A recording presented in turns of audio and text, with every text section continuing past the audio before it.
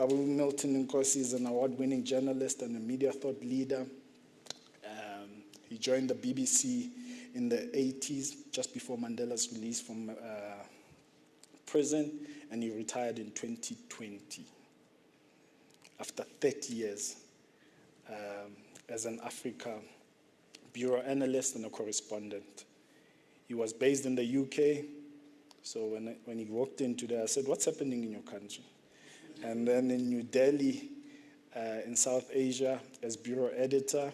Prior to that, he was with BBC News, head of Africa, in his role as Africa bureau chief. He's also a senior research fellow at the Africa-Asia Dialogue. And he's also married to one of the most loveliest people I know, Dr. Dorcas. Dr. Dorcas is a pediatrician neurologist, pediatric neurologist. I couldn't spell both. I don't think I can still spell both. But she's a lovely, lovely, lovely human being. And we appreciate him and his family.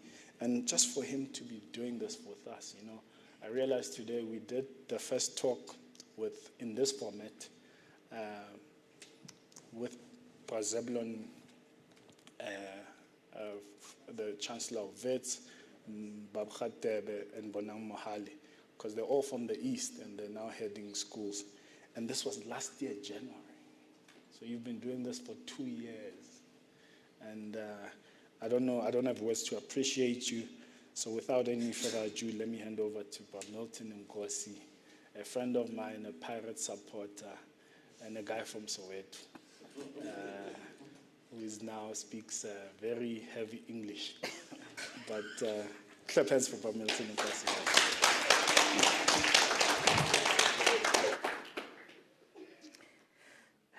Well, hello everyone. If you ever want to see and look up the word exaggeration, just think of the last 5 minutes of speech. And you will have the correct definition of the word. The man can sell ice to Eskimos. Well, thank you very much, Theo. I appreciate the intro. You've given me brownie points, which I don't deserve. But the people who are sitting right here with me on stage are the people with the brownie points. So I will start closest to me. We have Nyimpini Mabunda. He is the CEO of General Electric Southern Africa. In township speak, Yinja.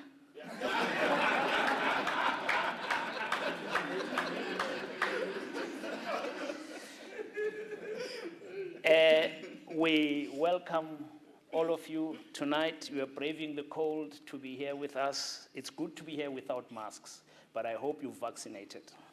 And if you haven't, you must vaccinate tomorrow. It's great to be back here. And we welcome those who are following us online. We can't wait to get your comments and questions as usual. And we are looking forward to a great, great conversation.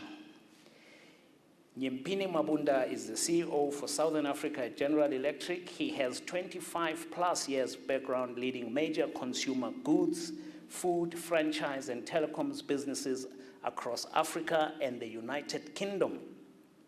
Prior to joining GE, he fulfilled roles at the country divisional CEO level for 2 major multinational businesses, Vodafone, Vodacom, and Diageo.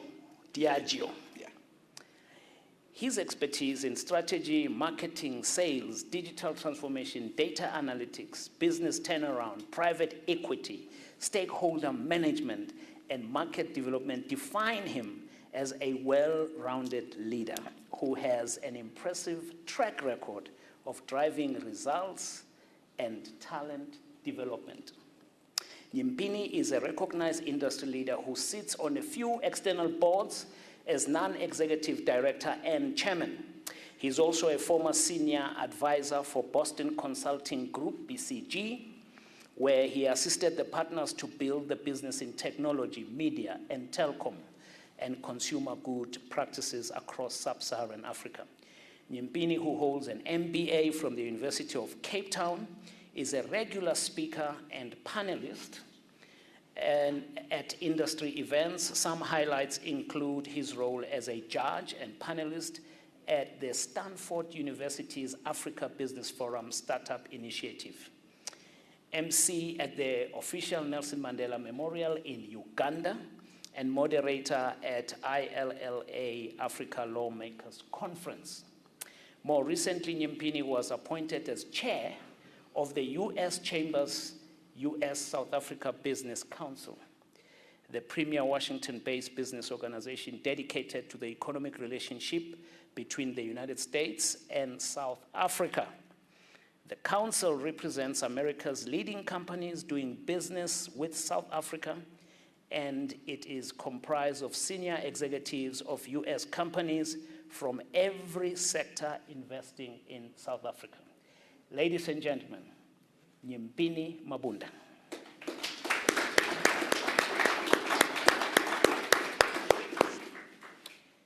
My old friend, Tshabalala, in Jayeke. But you say Chiefs. Tragedy. Tshabalala is chief executive of Standard Bank Group. Sim was born in Hlabisa in KZN in rural KwaZulu-Natal. He grew up in Soweto and was educated at Sacred Heart College in Johannesburg. Sim attended Rhodes University, where he obtained a Bachelor of Arts degree in 1988 and a Bachelor of Laws in 1990. He served his articles at Bowman Gilfillan and went on to do a Master's of Laws at Notre Dame in the US, which he was awarded summa cum laude. In 1993, Sim was admitted as an attorney of the High Court of South Africa in 1994. He joined Real Africa Durolink Investment Bank in 1994 and worked in its structured finance division until 2000. In that time, he continued his studies on a part-time basis and completed a higher diploma in taxation law from the University of the Witwatersrand in 1996. Sim joined Project Finance Division of Standard Corporate and Merchant Bank as head of structured finance in 2000, became a director in 2000 and a managing director of Stanbic Africa in 2001. In 2006, he was appointed Chief Executive of Personal and Business Banking for Stanbic South Africa. In the same year, he completed Harvard University's Advanced Management Program. In March 2008, Sim was appointed as Chief Executive of Standard Bank South Africa. He was appointed as one of the 3 Deputy Chief Executives of Standard Bank Group in April 2009.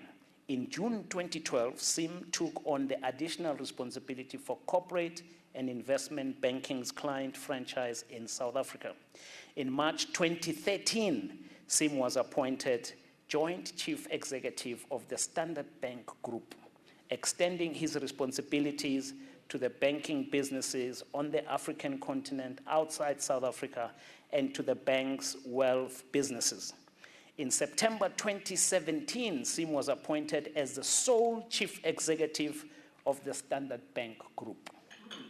Sim serves on the boards of the International Monetary Conference and the Institute of International Finance, of which he is Vice Chairman and Treasurer. In August 2018, Sim was made a Fellow at the Institute of Bankers of South Africa. Sim is an honorary professor at the University of Stellenbosch Business School for 2021 to 2023. Ladies and gentlemen.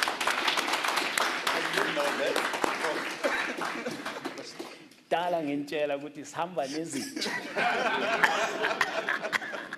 I am a chance. Akuna entrepreneurship la. Kuyasebenza.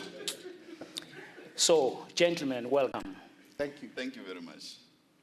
sometimes when I read people's biographies, I try to shorten them. Because sometimes when you are sitting here and they are reading about you, you feel a bit awkward. But I decided this is not about you. It's about these people. They need to hear this, because this inspires not just us, but inspires everybody who's following this conversation.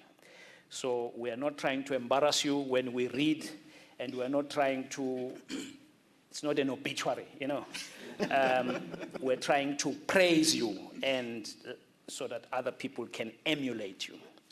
So as we begin the conversation, we're going to talk about your lives, how you got here, and then we will open it up for questions later, and then we'll close the discussion. Okay? So I'll start with Sim. Sim, you were born in Hlabisa, and your mom was working in the rural KwaZulu-Natal there, and then you moved to the Eastern Cape to be with your maternal grandparents. Is that correct? Yeah, Mamci. Yes. And then you moved to Soweto, and you went to Sacred Heart, but your primary school was Tondo or something like that, right? Nondo. Nondo. So how did you go from there to here? How did that happen? So first of all, it's great to be here to speak to a supporter of Orlando Pirates from Orlando West. Right? Fantastic. And when I grew up, one of the things I used to love was listening to the BBC back in the 80s, the late 70s and early 80s. This is the BBC. Loved it. And then to be here also with Nyimpini, people don't know this, but Standard Bank was formed in October 1862. And GE came to South Africa in roughly 1898, and it was their first operation outside the United States. I don't know if people know that. And when you look around our country, much of the infrastructure is attributable to the company. That's relevant because one of the first things they did when they arrived is that they opened their account at Standard Bank. And I'm sure all of you will be doing that the first thing tomorrow morning.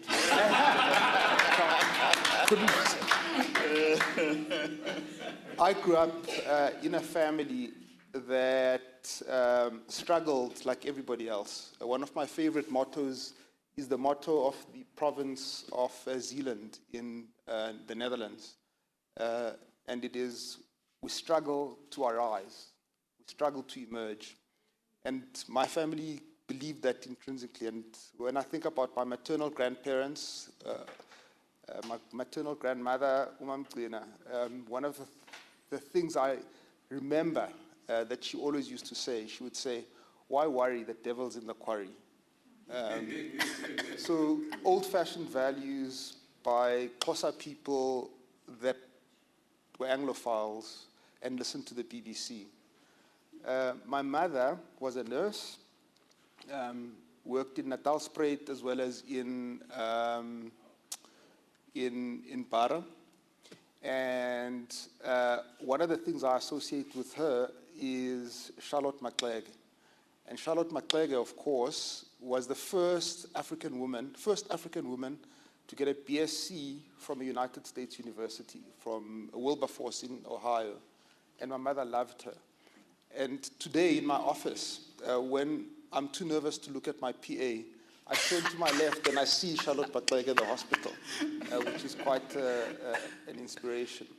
My father, so my mother is my hero, who taught me a lot, sacrificed for me, and instilled in me an abiding sense of humanity and education. My father was a businessman, some might say a hustler. He ran an outfit called Chicken Upeu. Those grey ones amongst you would probably remember that, in Dlamini, at the corner there near the police station. That's relevant because my father was an entrepreneur. Didn't believe in shortcuts, saved money, worked hard, sacrificed, and made sure that we went to good schools. And one of the things that he loved was reading. And one of his favorite authors was Dostoevsky. And his favorite book was The Brothers Karamazov. And that instilled in me a sense of reverence for God, the good life, doing the right thing, working hard, and sacrifice. I had the privilege through that background, with those two great people sacrificing for me, to be able to go to Sacred Heart College. Fantastic school, run by the Marist brothers. The motto of that school is strive for better things. Another thing that I fundamentally believe in, strive for better things. What better thing could you think of? No shortcuts, no quick fixes, strive for better things. The headmaster at that school was a great man, a guy called Dr. Neil McGurk. He's still alive today. And Neil McGurk was a PhD in astrophysics, and he decided to teach at a high school. And he was a Marist brother. An incredible man, but one of the things I learned from him was an abiding love for the works of St. Thomas Aquinas, the Summa Contra Gentiles and the Summa Theologica. That's relevant because whilst I may be a sinner, I also believe in the contemplative traditions, that they are relevant in life. You have to have respect for others, but you have to have a set of values that shape your life, and mine are shaped by the Catholics. As it happens, I'm not a Catholic myself. I'm an Anglican, but high church, right? St. Thomas Aquinas, principles of natural law are important to me. So even in the toughest times, working at that great institution, the Standard Bank, I strive for those principles around natural law and doing the right thing. Not the easy thing, the right thing. Let me end by saying this, because those are the guardrails or the principles that I've used to try and do my job as best as I can. But the Jesuits have a set of principles which are summarized in a great book called The Principles that... Heroic Leadership. Heroic Leadership. Also, Chris Lanning. So there you go. So you get that title from him. But they summarize a set of values that were used by the Jesuits, who were more of a company, actually, than a religious order. They were 450 years old. They were organized like a company, and they were incredible at getting the job done. They didn't believe in prayer. They believed in work. They discouraged people from praying. They say, why are you praying? You should actually be out there changing people's lives, right? A couple of principles that they work by that I think are timeless, coming from that book that you have clearly researched. The one is heroism. Heroic leadership. Always believe and aim for things greater than yourself. Have a purpose, first. Second, principle of indifference. Don't be attached to things, places, people, and attachments, but be attached and aim for greater things, which means you must innovate, always be moving forward, especially in your kind of work, Nyimpini. And they express that notion through something that Ignatius Loyola said. It says, live with one foot raised. So just picture the scene, living with one foot raised, never being satisfied, but always moving forward, looking out ahead and moving forward. Thirdly, love, an abiding love for humanity. Not namby-pamby stuff, but love and respect for people. And fourthly, knowing thyself, having an action plan that you're constantly looking at and working towards. Those are the principles I live by. I've had the privilege of working for a great institution. I've been there for 22 years, and I'm not going anywhere in the short term. And I also read that your father also loved Chinua Achebe. Chinua Achebe, absolutely. Yeah, things fall apart. There Yeah. you go. Yeah. Yeah. Thank you so much for that. That is beautiful. One of the things that we do here, we love to hear your story, because your story may resonate with some of the ULP family. Now, Nyimpini, you are such an incredible person. You are an inspiration. I look at you and I think of myself, Nkosi Wistupunga. Dom. When I read about you, I'm like, yo, I'm so dumb. That was not the intention. So Nyimpini, you come from a rural called Role in Kazankulu. Yeah.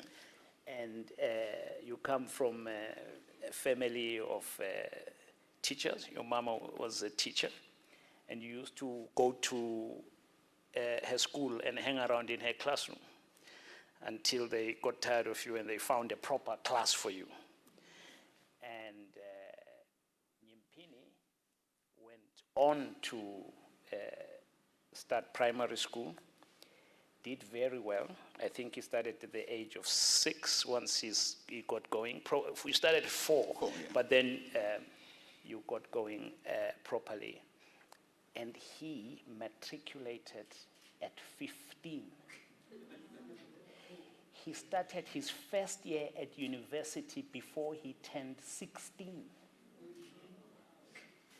How did it happen? Tell us. Nelson, thank you so much. Firstly, to Prof. Hadebe and everyone at ULP for the invitation. I've been following the institution with great admiration, and it's really great to be here. So thanks for the invite, and everyone who braved the call to be here. Thank you for joining us. We don't take it for granted.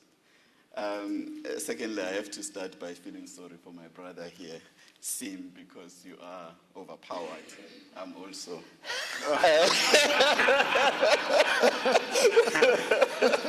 I am not from Orlando, but I'm a long-term diehard. Once a pirate, always a pirate. And I'm not going anywhere. Despite not having trophies for a while. Look, I think I was lucky in the sense that at the time when I was 4 years old, I guess my mom was head of a school. She was head of a primary school. And of course, there was no one below me in terms of the kids at home, so she couldn't leave me behind. And I loved just hijacking and going to school with her. And I guess the teachers were probably trying to impress her and say, hey, they're just going to take me into class. And I'm told that I was punching above my weight in class, and because I was coping with the curriculum, I ended up starting school early. And when we got to what was then Standard 3, there was some kind of an acceleration program, a competition that said the top 3 students who scores higher than 80% minimum, but then have to be top 3, would be promoted to Standard 5. And whether it was a fair competition or not, but somehow, as a principal's child, I was also in the top 3.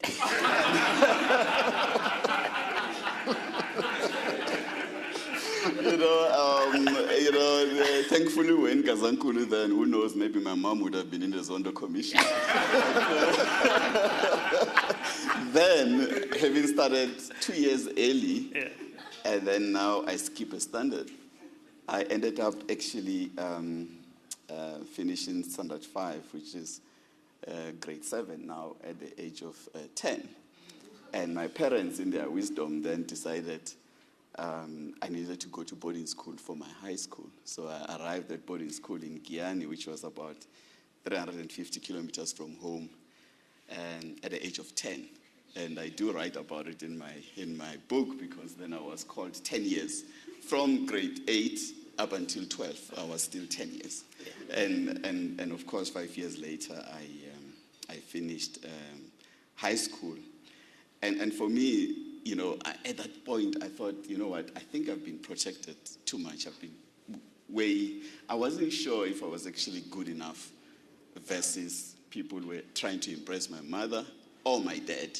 Because my dad, on the other hand, was also a prominent businessman in the Gazankulu homeland at the time.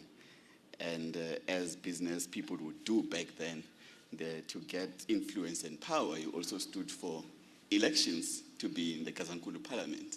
So I ended up being a speaker of the Gazankulu parliament and a deputy minister then. So he also had influence. And of course, as I was in the boarding school, Keto Ngumalo, which was like the school in the homeland, really privileged school, but public school still. I also thought, I was doing okay, but I also thought that I was given a little bit too much attention. Being a parliamentarian's son, and Jovela's son, as my dad was known, was always on radio. So when I finished high school, I said, you know what, I need to get out from it all and be on my own.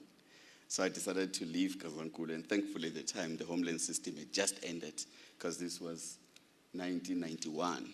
And then in 1990, that's when Gazankulu was dissolved and all homelands. And my dad lost his job. He lost it was part of the old system, and the new system came in.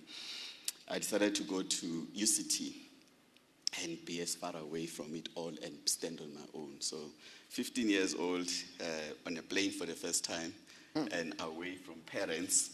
And I left on my own, and I was now at UCT. And for me, that was actually a defining moment, because then suddenly I didn't have this, no one knew who I was at UCT.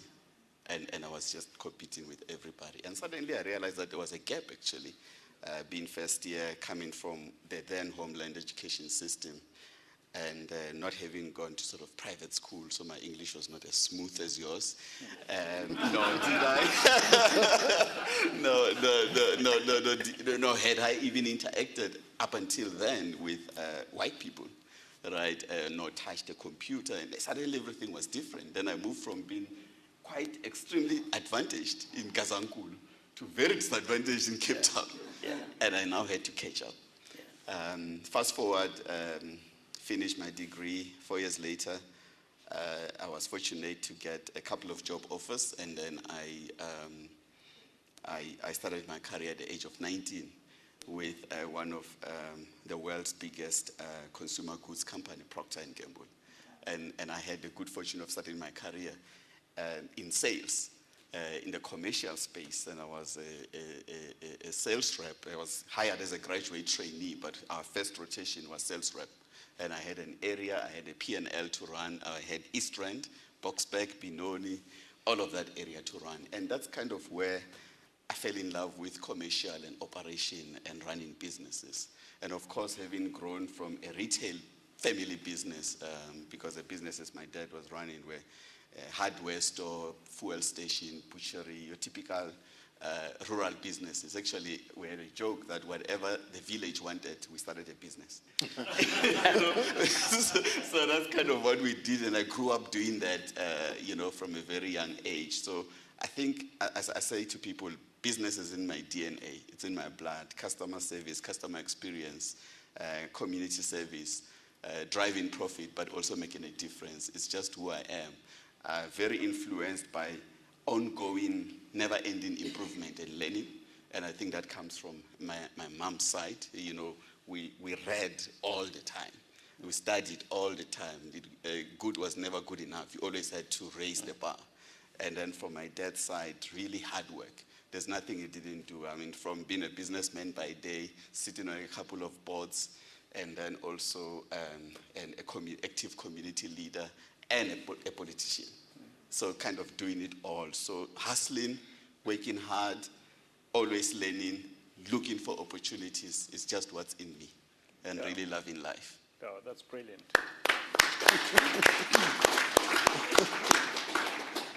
So, Sim, I want to come back to you. It was not always smooth sailing. When you went to your maternal grandparents' home in Bergersdorp in the East. Epistolo. Yes. And your grandfather was called Principal Masoka. And you remember something quite powerful, because in the new democratic dispensation, everybody thinks that, people tend to forget about the past. You remember him calling one man So, Basfori or something like that. where do you get these stories from? Tell us.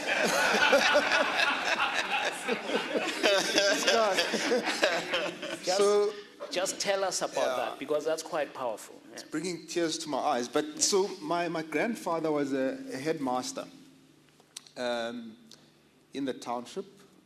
And he was an important guy, right? So I thought. And he was also a big shot in the church. I mean, he was in the church hierarchy and politics. I think he was quite high up in the Anglican church. So he was a proper community leader, school principal, etc. When you reflect on it. But when we drive to town, because I used to go to town with him, and we'd go shopping, and he would talk to this older white man. He'd call him Basfori. And I'll never forget that. I could never understand why he called Mr. Fori Basfori. And I can never remember what Fori was responsible for, but I think Fori was some form of civil servant. But there's my grandfather, a dignified school principal. And he used to call his peer Basfori. I mean, I'll never forget that. Yeah. I think that story for me also evoked a lot of emotion, because in this era of Instagram and Twitter and TikTok, we think that everything is 2 minutes and one sentence. And you start to forget about the depths and the annals of history, which actually shape where we are today. So I wanted us to just come together and think about that it's not always been smooth sailing. No, and the words you're using, for me, it's the depth of humiliation. That sense of, Jesus, how can a man of that stature call another guy Basfori? Yeah. It's just unbelievable. So a slightly different story. 1994, election day, 27 April. It's the biggest day in my career. I'm covering the South African election. All eyes are on South Africa. Like today, all eyes on Boris. Right? That was like the breaking news of the day. Yeah. And we get to Orlando West, where I come from.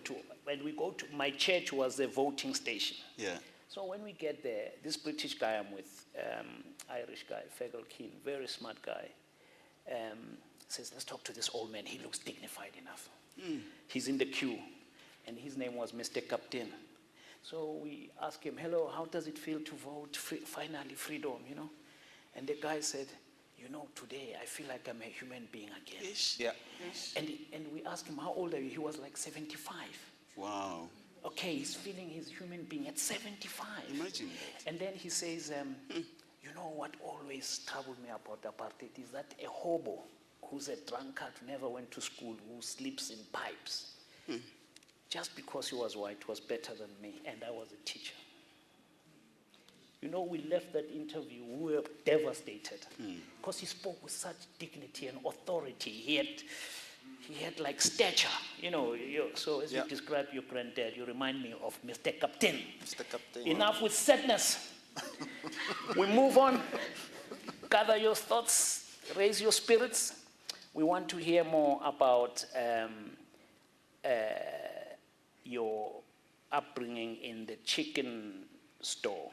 Yeah. Because I like there's a nice little similarity here. And I'll bring up another one, which I discovered reading the book. You worked in your father's shop, and you learned how to move stocks and change and all of that. And you were working at Chicken Upeo, which I was served Chicken Upeo when I was locked up at Morocco, by the way. Yeah. And it tasted good. I'm hungry already. Tell us about that experience, because sometimes people see you as CEO and they don't know where you've really been. You know, being behind the counter is no child's play. So, so let's think about a few stories there. So, firstly, I must tell the story. My dad actually designed the menu. He researched it, designed the menu, figured out that he had a value proposition that would be competitive with Chicken Licken and Kentucky. Designed the concept. Chicken Upeo Wamachu means chicken horizon. So he was a man of vision, right? Chicken horizon. And but how was he going to fund this thing? So another sense of humiliation. He went to the SBDC, the then SBDC. Yeah, Small Business And I remember, Development Corporation. So one of the memories I've got on the theme of humiliation was at the beginning, it was very difficult. So there was some guy from SBDC who must have been a credit officer, as I think about it. And he used to come and he'd bark orders at my dad. You know, so that's just one thought. So I tried to tell the credit officers at the bank, just talk nicely, don't shout at the customer. So that was the one. Second, we used to get robbed as a regular feature of doing business. Guys would walk in, pull out a gun, take the money, and leave. Or the place would get raided, broken into at night. So that's the second memory. The third one is that the workers used to steal us blind. So you need to have proper controls, count the stock, etc. So that's another lesson. Operational risk was high. So the same thing at a bank, right? Yeah. The next one would be that the discipline of waking up in the morning, making a plan every single day, and making sure that the thing remained profitable so you could pay the workers is another lesson that lives with me. And yeah, those lessons about, you know, operational risk, people walking in and helping themselves, and then the workers also just helping themselves a little bit like at the power utility.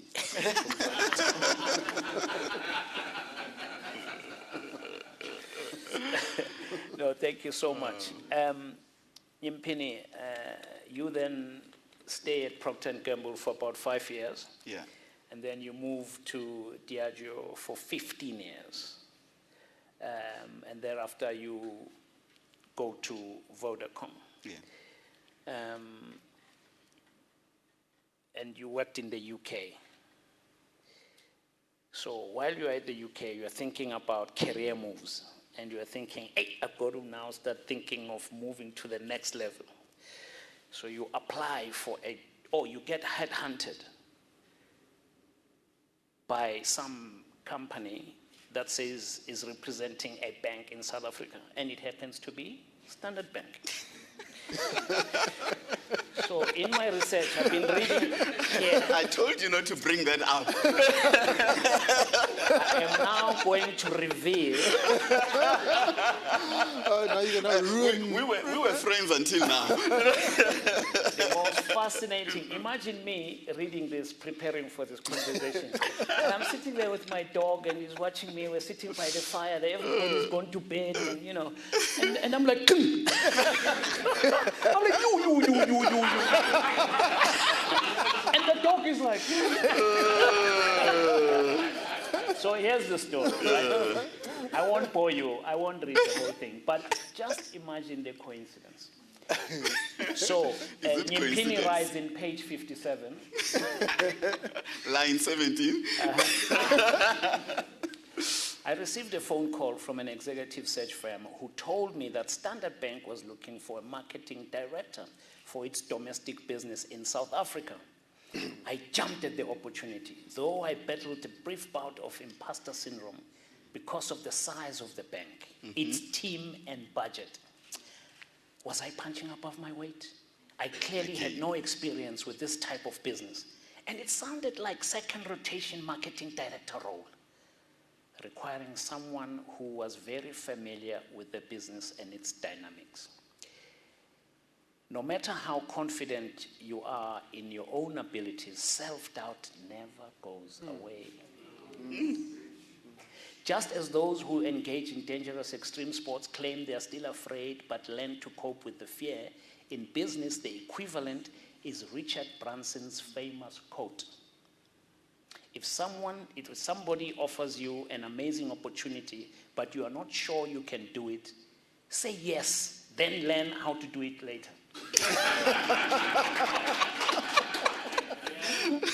Rationally, I thought the recruiters must see something in me and my experience. And what did I have to lose? I could at least go meet the team, and if the job didn't materialize, I would have learned something from the process. Even better, they offered to meet me in London for an interview. So the stars seemed to be lining up for me.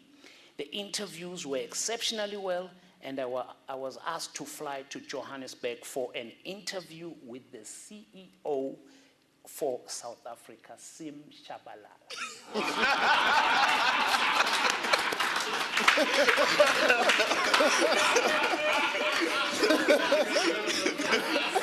I haven't jumped yet, so dog's still enjoying the fire. Who would be my direct boss? Sim is now Group CEO for Standard Bank. I was excited about working with him because for the first time in my career, I was going to have a black boss and the CEO of a major banking institution, no less. He was a highly intelligent, soft-spoken, unassuming, but strong leader. We immediately clicked at the interview, and within a fortnight, I received an offer for marketing director role at one of Africa's largest banks. The remuneration package was so good that there was no point negotiating.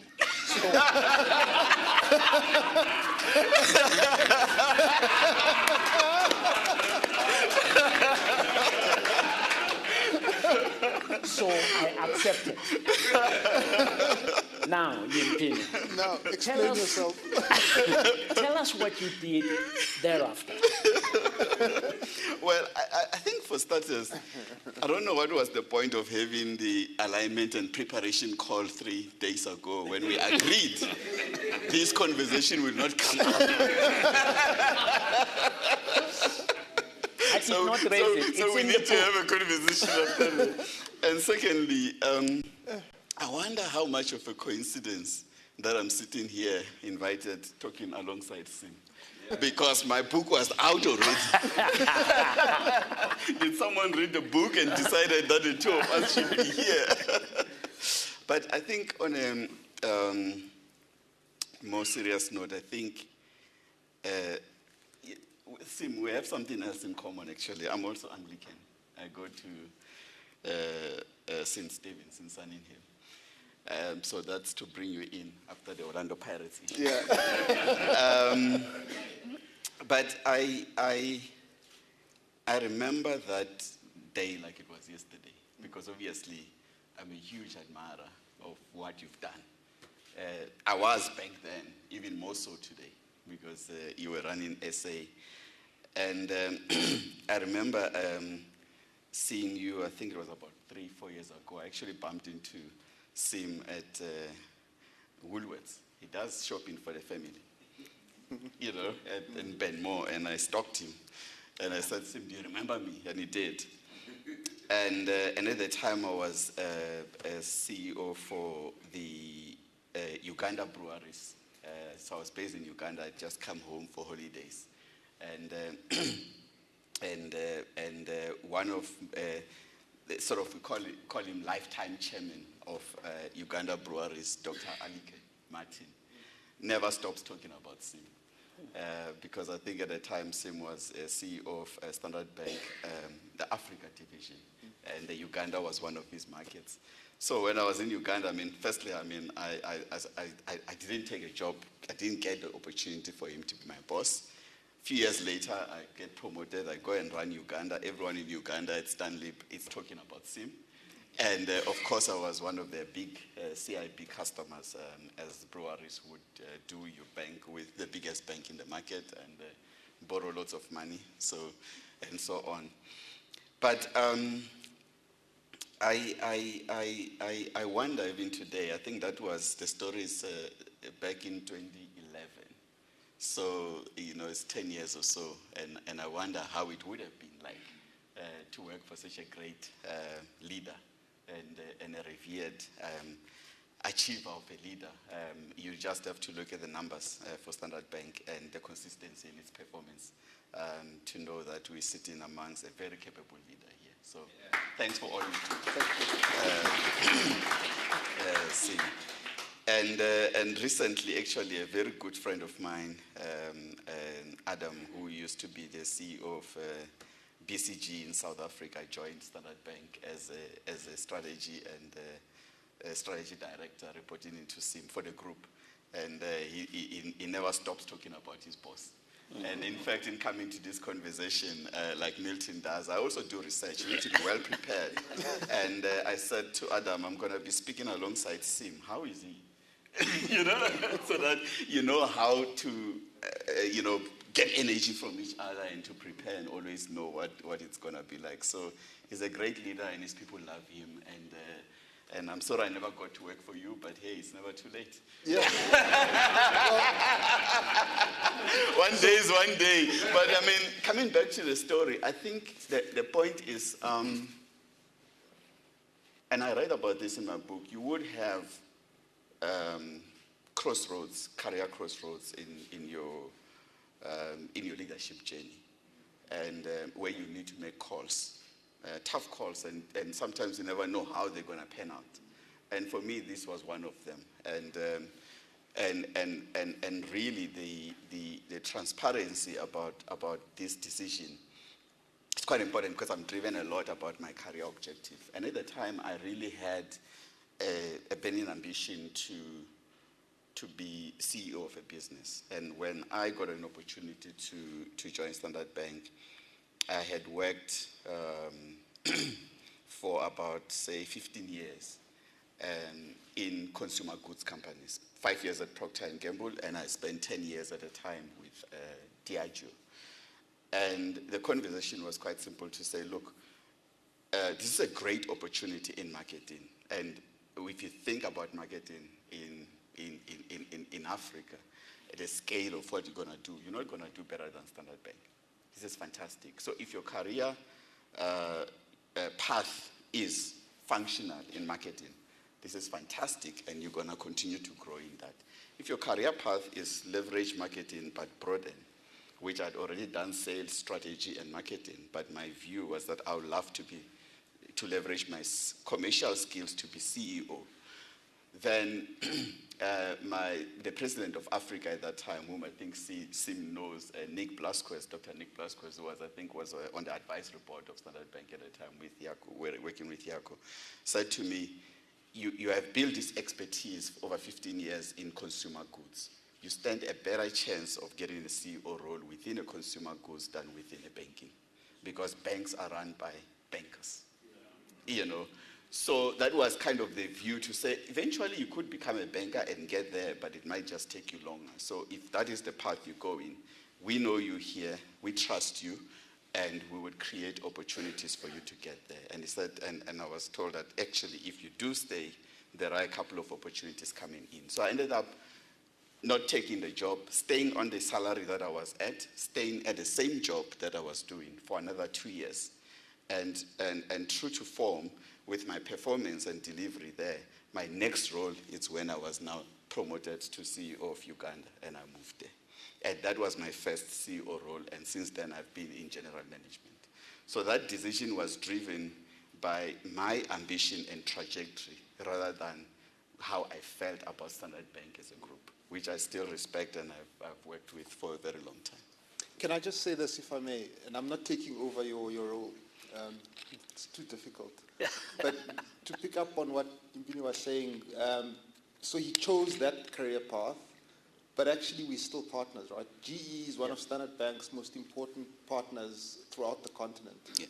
And I made the point in my opening remarks to say we do a lot of work together in the real economy here. If you just think about the power stations and you think about what's possible in our country to deal with the current power challenges, what we could do with GE is mind-blowing. We do a lot of work with them in health, helping to build the country's soft infrastructure, which is fundamental to build the hard infrastructure. Work together with them in East, West, and Central Africa as well. Yeah. And so whilst he chose not to come and join us, he's actually more important to us now than if he had joined us, right? Yes. That's the benefit. So you made the right choice. Yeah. But I mean, I think to that point, I have left companies actually and went back, was invited back. And I think part of that is because my book Take Charge is purely about career management and accelerating your growth, is to really never mess up the relationships. The economy is far too small for that. The very same people that you're going to have issues with, you're going to find them on the other side. You know, people move around, and I think to have closure and have conversation and keep the relationships going is very important. If anything, it's professional. You need to be professional all the time. So I want to move you to an also interesting learning strategic thing that you do. You distress by playing golf, right? But also you cycle. Yeah. You do about 200 kilometers a week, I understand, of riding. And you're also interested in benchmarking and trying to improve yourself, which is what we encourage at ULP. Yeah. You must keep moving, as Smes just said. And have you just done advancement management program? Or are you still AMP at NCET, yes. In November last year. Okay. Yeah. So congratulations. That's pretty cool. Thank you. And actually nowadays it's advanced leadership program, Yes. more than management. Yeah. Okay. Now, I also know that you admire Pep Guardiola, but you don't support Man City. Yeah. That's a bit. Tell us why. Look, you've had some also I guess some people think it's a cliche, but it's a common saying that you don't leave a company, you leave a boss. I do think that while organizations as brands are important, the important person is your immediate line manager as well, or the people around you, the individuals, because that's where you form the relationships. So I think for me that's the relationship I have with Pep Guardiola, because actually I do support Barcelona, and when he was at Barcelona, I was like, big supporter. So when he left and went to Bayern and went to Man City, I followed him because I liked him as a leader and the principles of what he does. But I think for me, some of the things that I really like about him and I've learned from him as a leader, and I love learning from non-business people as well. So my other leader, I suppose, and I think he is a leader that I really like, is Rafael Nadal.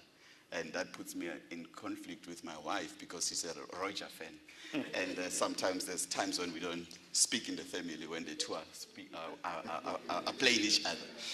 But what I like is the versatility or agility to be successful. And many people said he was successful in Barcelona because of the system and being trained there. But then he proved many people wrong by going into the German system, very different type of football, still be successful, and then went to what people define as the toughest league, which is the English league, and still consistently be successful. I think he won the league 4 times in the last 5 years.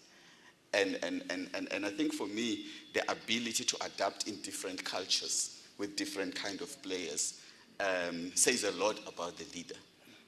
and your adaptability, and it says a lot about what you could do in future, because you're not necessarily set in your ways. And then the second thing for me, and I learned this in Procter & Gamble, one of the values that we had when I started my career, and I think those foundation years are very important. There were two values or behaviors that I still recall to this day. I started working in 1996 at Procter & Gamble. One was passionate about winning, and then the second one was about ownership behavior. Own the whole. It's not just about my job, it's about the success of the organization. So you build the performance in the area where you're at, but you also build organizational sustainability. So play a bigger game. So for me, when I look at the passion that Pep has for winning and how he reacts when he's not winning and how he bounces back every time his team loses. Because in business, you're going to have failures, you're going to have some bad days, you're going to have some bad years, but the resilience and picking up the pieces and come back is very important. And then lastly, I think it's a reminder, for me, football coaches are also very much like CEOs in many ways, especially in a listed space, because you're as good as your last game. You know, so for you to ultimately win the league, you must win every game or most games. And it's that consistency of performance and not leaving it until the last minute that really wins championships, you know. And the other thing that I always look at, and Sim will tell you about this, it's so critical how you lead your people. Team selection and leading your people. Because at the end of the day, like a football coach, Pep is not in the field. But what the people in the field do determines whether he keeps the job or not. You know, so picking your team. But it's not only about having the best players, it's also about how well they play together.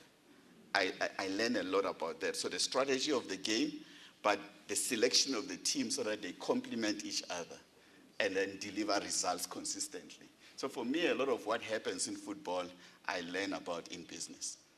And that is why I really look at that. The investors are expecting miracles every 12 weeks, quarterly results, right? And sometimes not even every 12 weeks because they are watching the share price on an ongoing basis.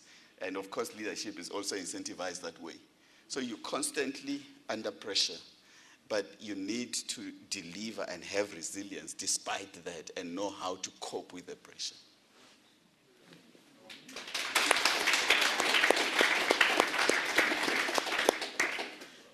You didn't believe me. I told you.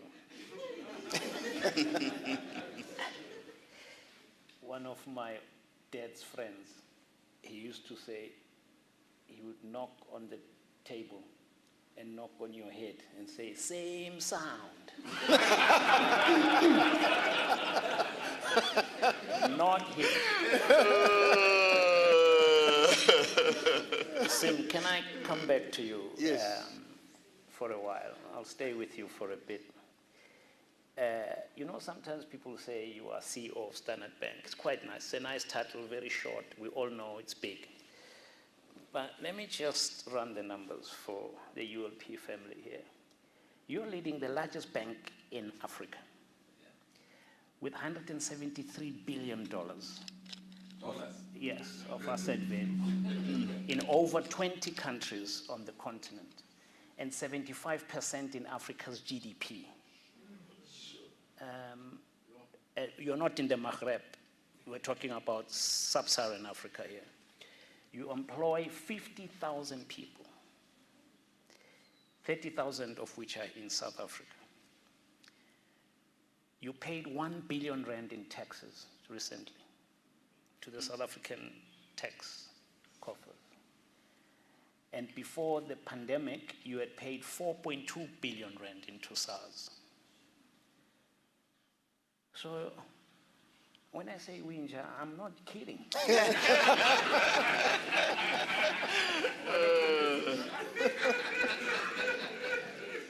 I want you to share with us how you are leading through the pandemic, because many companies have folded and others remained resilient.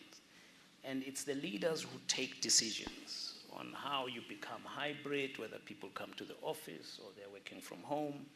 But how are you leading? And I know you're reading a very impressive book about plagues, so you can infuse that into your There's spies at the bank who are talking to you. That scares me. Intelligence.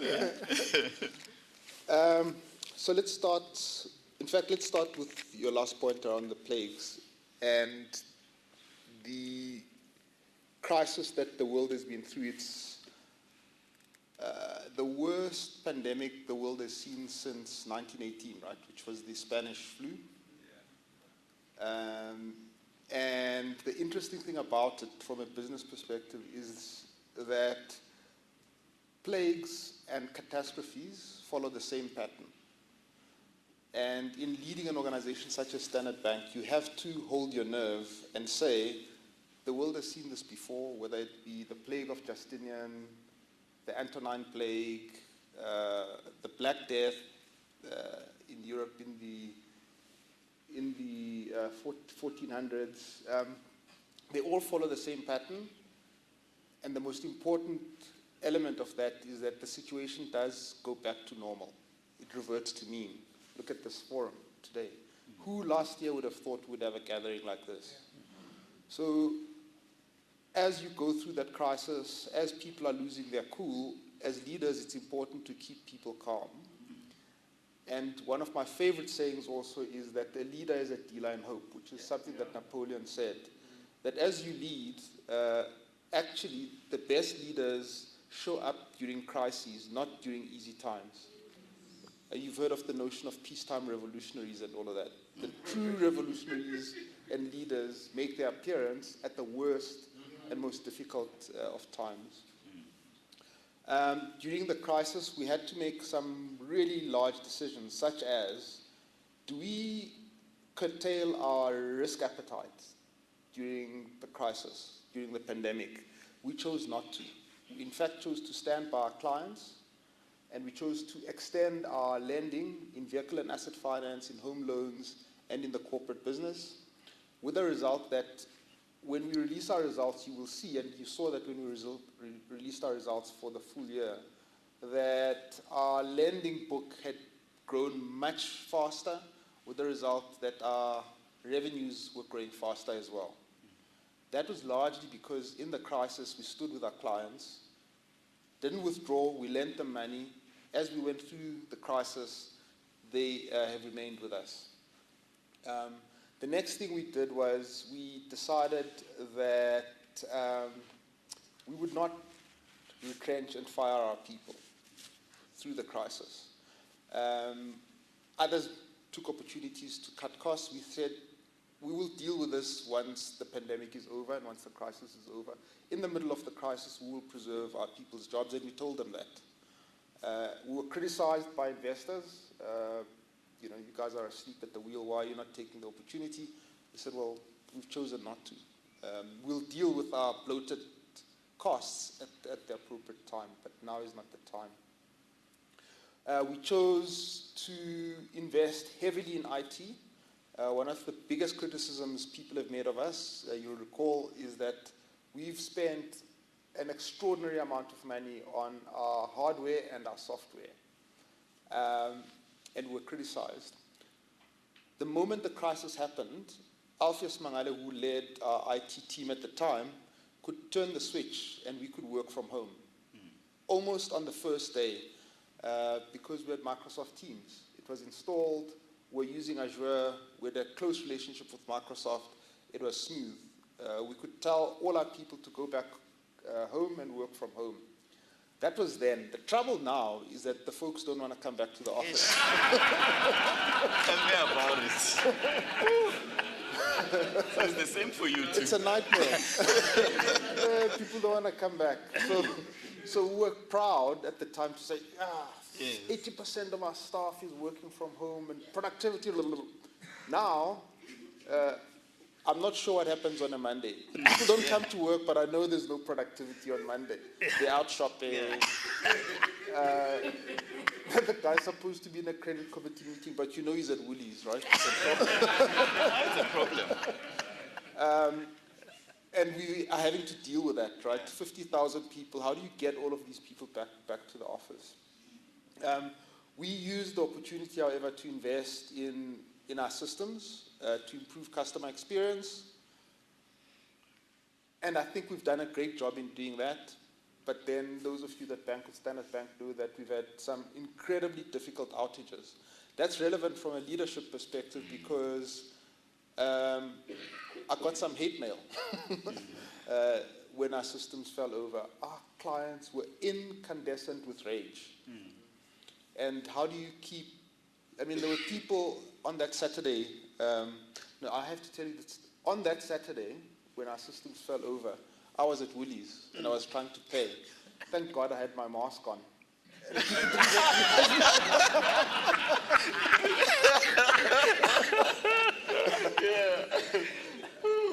So first I tried, I tapped, Yeah. nothing doing. Okay, pull out my card, nothing doing. And the lady said, no, so you can leave your trolley there, go and fetch your other card. It was so humiliating. I had to go home and fetch another card. Yeah. But the point around that story is it was an incredibly difficult period for our people. People who work for us were being locked up in branches because people wanted cash. Yeah. And they couldn't have access to their cash. So our staff were under physical threat as a result. And our leaders had to step up. Firstly, deal with the technical crisis, then inspire our people, remind them that tomorrow is another day, and then keep them aligned. And at the same time, do that with our clients. And so this large institution that you've described, which in fact is the largest financial institution on the African continent, including the Maghreb, is one which is 160 years old. Some might say it shows, but I'll say that they're being unkind. The positives to being 160 years old is that it's got a deep culture. It's got a set of values that are timeless. In fact, it was formed in October 1862, and the name of the company at the time was the Standard Bank of British South Africa Limited. Wow. Of course, today it's the Standard Bank of South Africa, but it's still the same institution, the same name, the same values, the same principles, and we've banked you since 1898. Wow, yeah. And long may that last. So Milton, it's the largest financial institution on the African continent. We're unlikely to go into the Maghreb in the short term. It's too competitive. We'll remain in sub-Saharan Africa. We're going to keep trying to defend the space that we occupy, the market shares that we own in many parts of the continent, and we're having to deal with new entrants, fintechs, big techs, telcos. Thank God you don't work for one now. New entrants, both in the retail part of the business and the wholesale part of the business. I believe that we will survive. There are many who believe that the trends we saw prior to the crisis have been accelerated. People are going to stop banking. The bank is dead, long live the bank. Banks are going to continue to exist. What's my evidence for it? Well, all of a sudden, money's become expensive, and the fintechs are finding it difficult. Just the other day, a new entrant in Australia fell over. It was the second one to fall over. There were 4 new entrants in Australia at these narrow banks. Of those 4, only 1 is left. Wow. I'm not saying the same will happen in South Africa, but I ask you to look at the data and the evidence. I mean, the behemoths, the large institutions, I think, will survive because banking and financial services is a scale business. It's a scale game, and fortune favors the big battalions. So, if I may, sorry, I'm compelled to comment. I used to have a lot of hate mails when I was CE for Vodacom Consumer. Yeah. Because whenever you had a network down and incorrect billings, and then people saying, "Where's my data?" And in fact, I ran the customer operations experience with 4,500 call center agents. and I kid you not, we used to handle 3 million customer calls a month. That's just a lot. And they were not calling us because they love us. You know? At the time, it was really, really stressful. I mean, the mental health issues amongst the call center operatives. So it just reminded me of that, because, you know, customers now have got a voice, right? They go to social media, they comment, and customer experience is something that really, really has to improve. And network outages back then was really, really common. It's become worse now. I'm partly to blame on the power side, because it's load shedding that's causing a lot of these network operations now issues. But also, I didn't realize, Sim, that Standard Bank is older than GE. It isn't. Just this year, we celebrated 130 years of GE. No, we're celebrating 160 chiefs. Exactly. It's been around much longer. So I learned something. You're celebrating 160 years in October, right? Yeah. I know. I also want, now that we're kind of on a roll of sort of filling up the rib cage, can you just tell us about where we're going in terms of growth potential, in terms of the economy? We were sluggish. We hear that we're growing up nearly at 2%. I understand that you think we're going to do a little bit more than that. Yes, like you've got spies all over. My word. So I'm bowled over. So we believe that South Africa, the base case for South Africa is actually 2.3%. And the reasons for that are something like this. Firstly, the first quarter was surprisingly robust. The second one will be difficult, especially because of the events in KZN. And of course, because of the power outages. But South Africa has got, well, as well as the challenges that one will face because of the slowdown in China, increasing interest rates and inflation in Europe and the US, same thing here in South Africa, as well as the war in the Ukraine, which is going to raise the risks of famine, certainly on the African continent, but will raise the price of food here in South Africa as well. Notwithstanding all of that, we still think that the growth will be faster than 2% because of South Africa's positive terms of trade. So while we import oil, and it's expensive, we're exporting coal. And the price of coal has been growing faster than the price of oil, and it's showing up in the strength of the rand until last week, but the strength of the rand and the positive terms of trade. That positive terms of trade shock is going to propel us then to growth of around 2.3%. If the situation in Eurasia persists for much longer, you can then expect more pressure on inflation and more pressure on supply chains and therefore on GDP growth. The next big thing, of course, is the trend growth in South Africa could be at least 2% faster than it currently is, 1.7 to 2%. And that is contingent on us fixing the power situation in the country, logistics, the rail, freight rail and the ports, spectrum. The spectrum has now been released.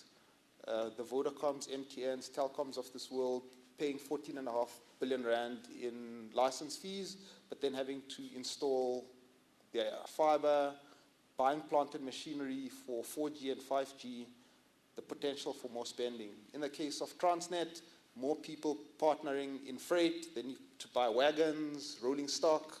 The ports need to be refurbished. Our ports, at some point, were amongst the best on the continent, if not the world. We're now struggling. If we invest, there's an opportunity for us to reclaim our rightful place, requiring investment and therefore business activity. The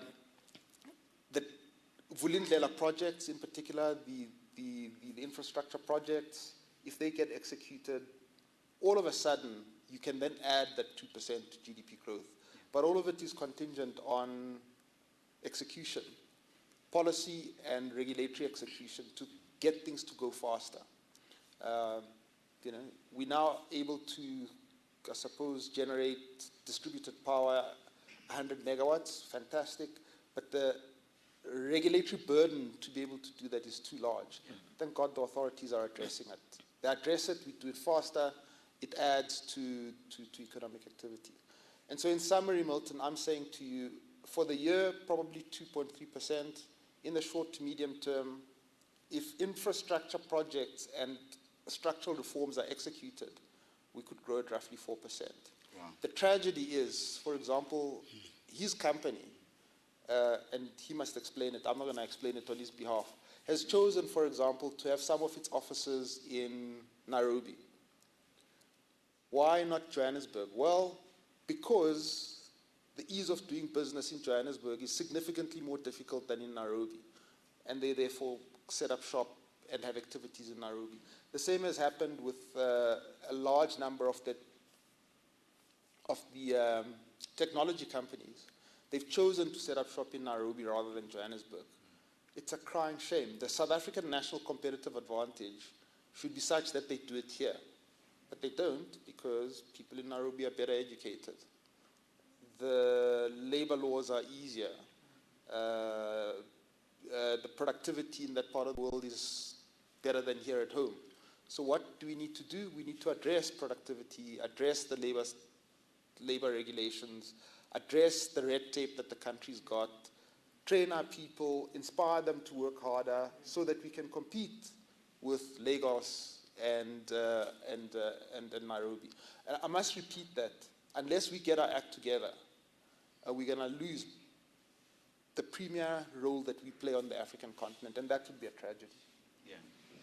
Yeah, and actually, one of the things we try to impress upon here is the role of ethics, that, you don't need to be sort of on Bitcoin at 2 a.m. and then you're rich in the morning at 8 a.m.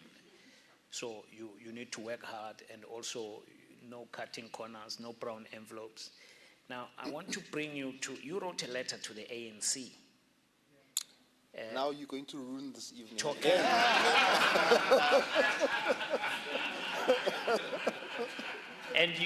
And you told them what you can do and what you cannot do based on your values. Can you take us through that thought process? It was the darkest of days, if you recall, when things were particularly difficult in our country. And at the time, we had to make decisions about certain of our clients whose accounts were problematic, and we decided to close them. And having done so, there was a storm in public around white monopoly capital and the running dogs of white monopoly capital, etc., etc., etc., and us closing accounts inappropriately, blah, blah, blah, blah, blah, blah. We applied principles of natural justice in making those decisions, including you've got to hear the other side, follow due process, give people an opportunity to explain the movements in their accounts, and if you still believe that it is inappropriate to hold those accounts, you decide to close them, having regard to a whole range of laws and regulations and the risks that you run in terms of those laws and regulations. Having made those decisions, we were invited, it's in the Zondo Commission report, and the letter you're referring to is in public, so I can talk about it. And I attended the meeting at Luthuli House, and it was a cordial meeting with senior people, and the debate was about what happened here, why have you done this, what principles have you applied, etc. And pursuant to that meeting, we proceeded to close those accounts. And the letter we wrote was to record the content of that discussion, because we always work on the assumption, I work on the assumption that what I say in private, what I say in this meeting, what I say on email, what I say on social media is almost like standing in the town hall with a loud hailer. You've got to assume that people are listening to what you're saying, and there's nothing to hide. And that's why we wrote the letter, to put things on record, because in all of those kinds of scenarios, you've got to assume that you're either going to be writing an affidavit or your letter is going to be an extra 1A in somebody's affidavit. I might just add in that context that that meeting was followed by a meeting called by a ministerial committee that had been established to ask precisely the same questions in respect of the same clients. And that matter too appears in the Zondo Commission. It's worth reading as well. And the decisions we took are decisions, I think, that were appropriate given the evidence before us, and were we to face similar circumstances again, would make precisely the same decisions. Well, there's a saying which is not easily, I can't repeat it from a podium, but the man has got a pair.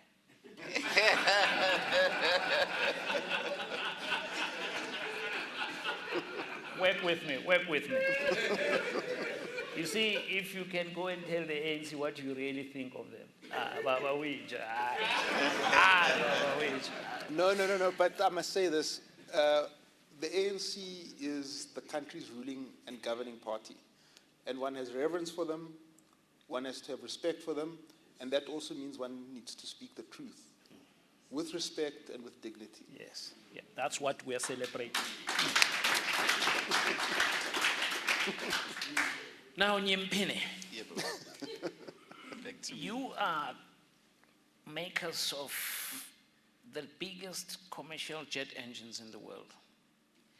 You're pretty serious people. You're not messing around. We fly in your engine. I was trying to look, flew from Cape Town on Friday. I tried to look whether it's a Rolls Royce or GE. I play a little game because I've been flying for so long. So I always try to see what engine is flying me home. Now, you say, well, I heard you say something in my research that you said that a Harvard Business School study said that leading through COVID was very tough for managers as well. That 55% of managers struggled to lead people virtually. Yeah. Tell us what GE has done to try and deal with this crisis and how you're getting out of it now that the planes are taking off into the sky and you do a lot of healthcare work as well. Yeah. Actually, it was mixed for us. I think I learned a lot about the power of a diversified business, right?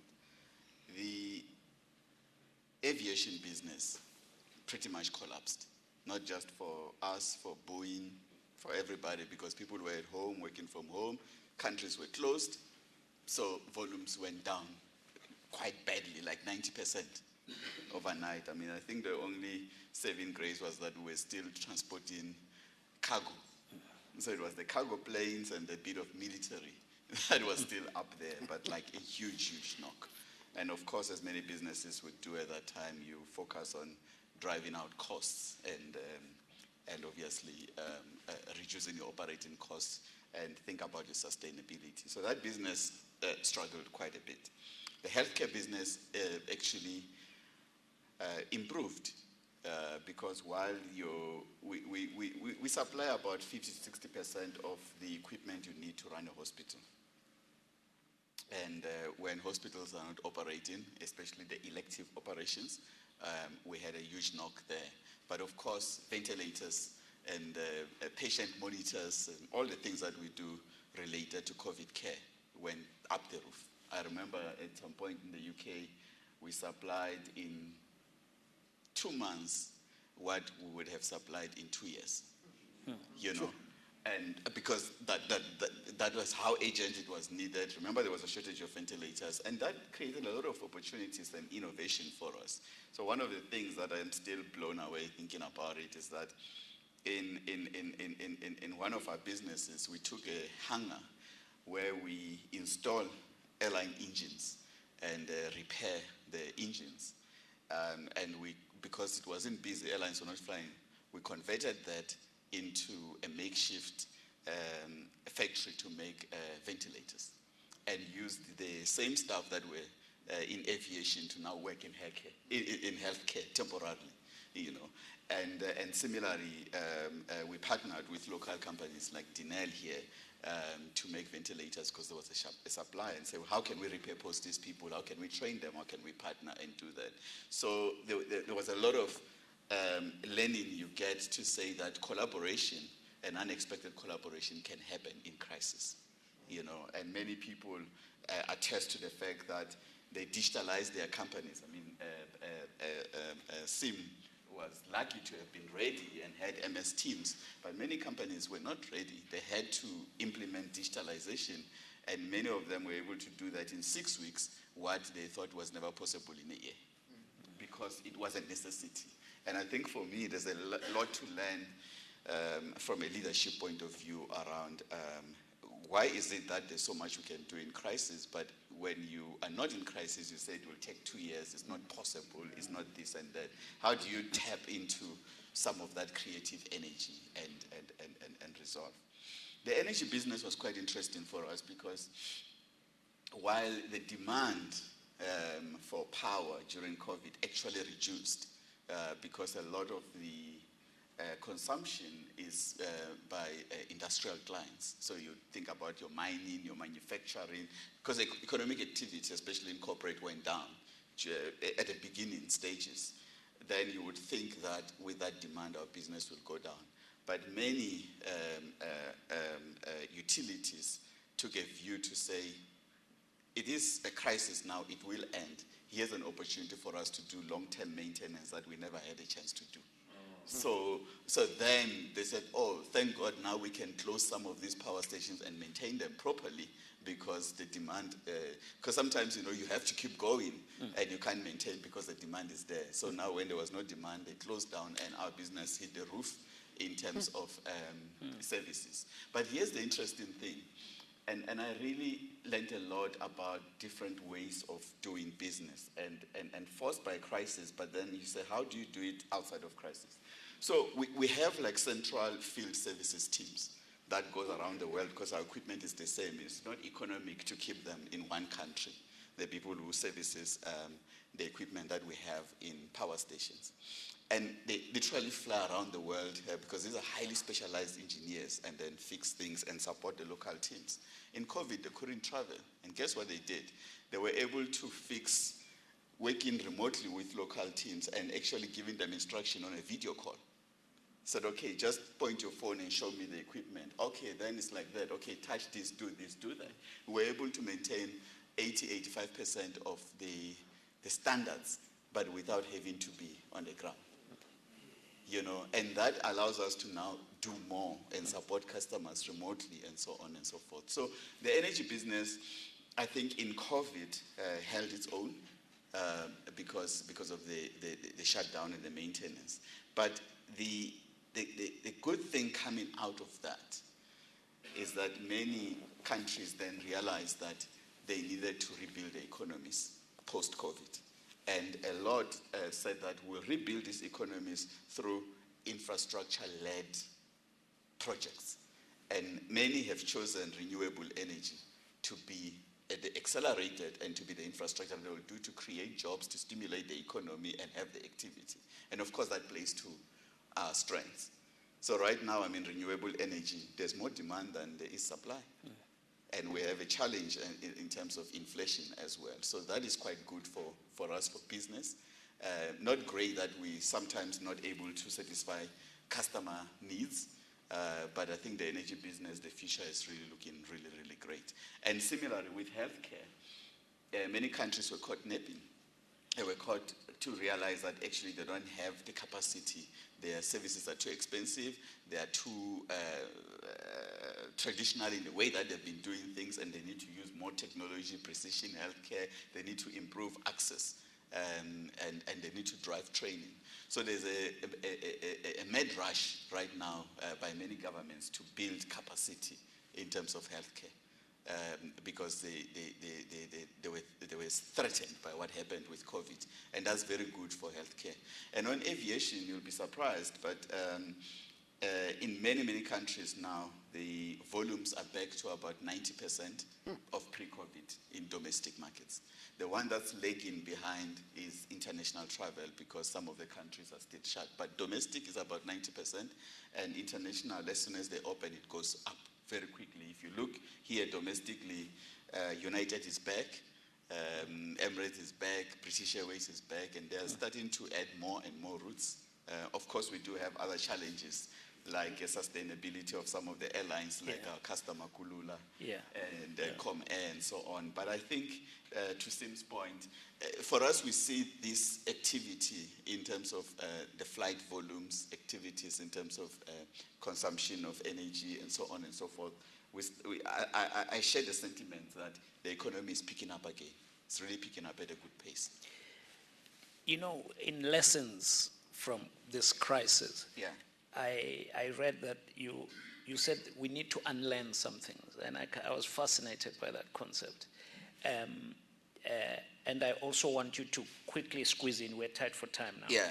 I was quite fascinated by the V-scan for ultrasound. You can gloat about that. Yeah. You are allowed. And I love the idea. So if you can sort of condense them. The Edson medical data efficiency. I'm quite fascinated by the work you're doing. It is absolutely phenomenal. Yeah, and I think, you know, look, the challenge is how do we bypass costly infrastructure, which may not be good news for Sim here, because he wants to build things so that we can borrow money to build those things. But I mean, the thing is, if you don't have enough money to build all of the hospitals are expensive. How do you actually avoid some of the unnecessary hospital visits by people being able to take care of themselves from home? Are there apps that they can use to take the temperatures, to do a bit of diagnostic and be on the video with a clinician? And then they can then be told what to do.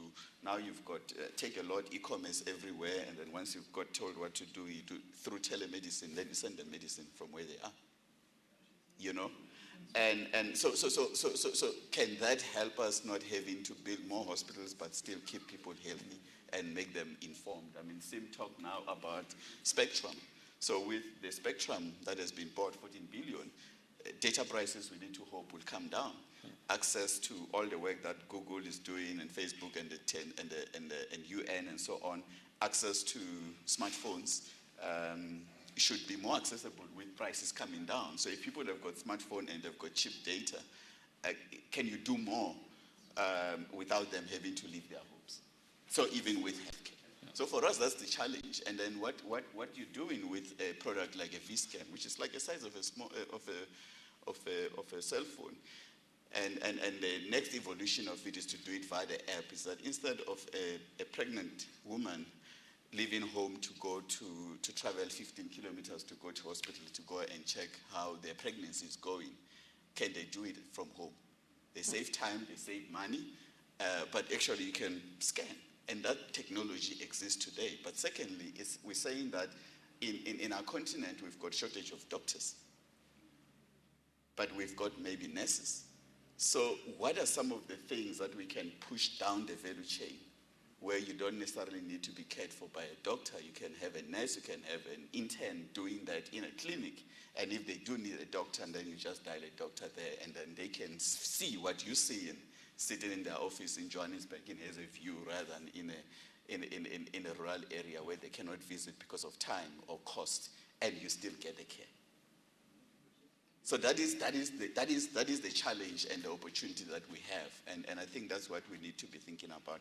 You asked a question, Milton, about what are some of the other learnings and how did we deal with in terms of leading in COVID. I think one of the big issues, which we're still experiencing now, is a huge rise in mental health issues. And I think the CEO of Discovery Group, Adrian Gore, wrote about it to say mental health-related claims went up 270% in COVID. And we see that with our employees. We've lost a couple of employees. So we had to step up and say, how do you actually support? Because people have suffered lots of losses, people that died in COVID, but also the strain on families. We've seen deaths around GBV and marriages and children being at home. There's been a lot of mental health issues. And I think a lot of us as leaders learned a lot around how do you inspire, drive productivity remotely, but also how do you become more and more supportive and drive servant leadership. So I think a lot of us have grown in our leadership during that period, and it's been humbling and changing. But there are some positives that I think we need to take forward, and hence I talk about unlearn. I think if there's certain beliefs and practices and behaviors that hasn't been challenged, deep-held beliefs in the 2 years that has not been challenged, such that it inspires you to do things differently going forward, then I think you've missed the opportunity. So that is where I talk about learning and unlearn. And I think for us to innovate, we have to challenge some of the things that we deeply believe and say, what if it wasn't true?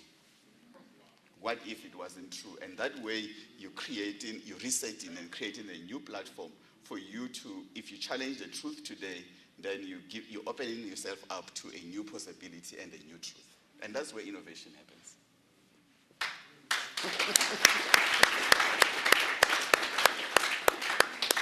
So now we're closing it.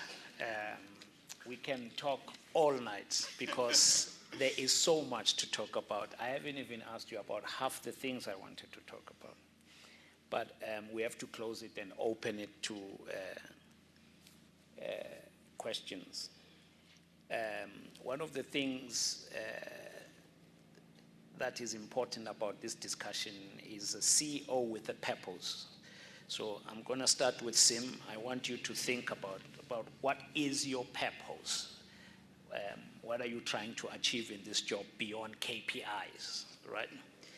Sim, I know you live with 3 brilliant ladies in the house and your wife and 2 daughters. And I like how because when you're a CEO, people start to treat you like you are cheese on toast.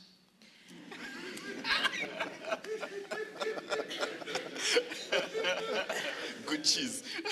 Yeah. Is that a popular phrase? Is it mine? Cheese on toast. I heard it somewhere many years ago. So you deal with humility as a very purposeful way to ground yourself. Because when you're a CEO, everybody, hey, CEO, you can start to think that you are, bigger than you really are. So you take purposeful steps to try and get yourself on the ground. For instance, you do the shopping, you've already told us, for groceries. You don't have some sidekick doing shopping for you. And you believe in that sort of Marcus Aurelius, you're just a man, right? I like the idea that on Sundays you wash dishes and you cook. It's so beautiful. I think the ladies would love that. And you buy your own newspapers. Yeah.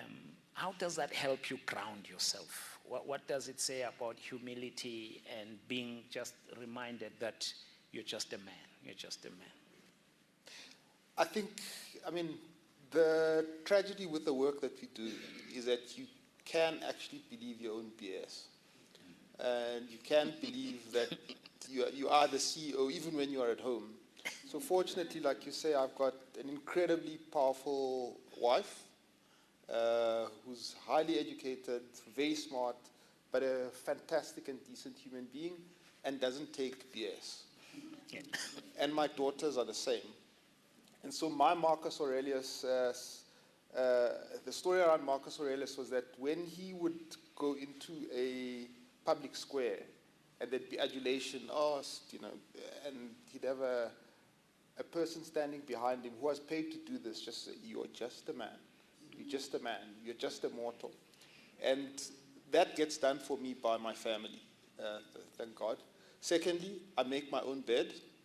I wash the dishes more than just on a Sunday.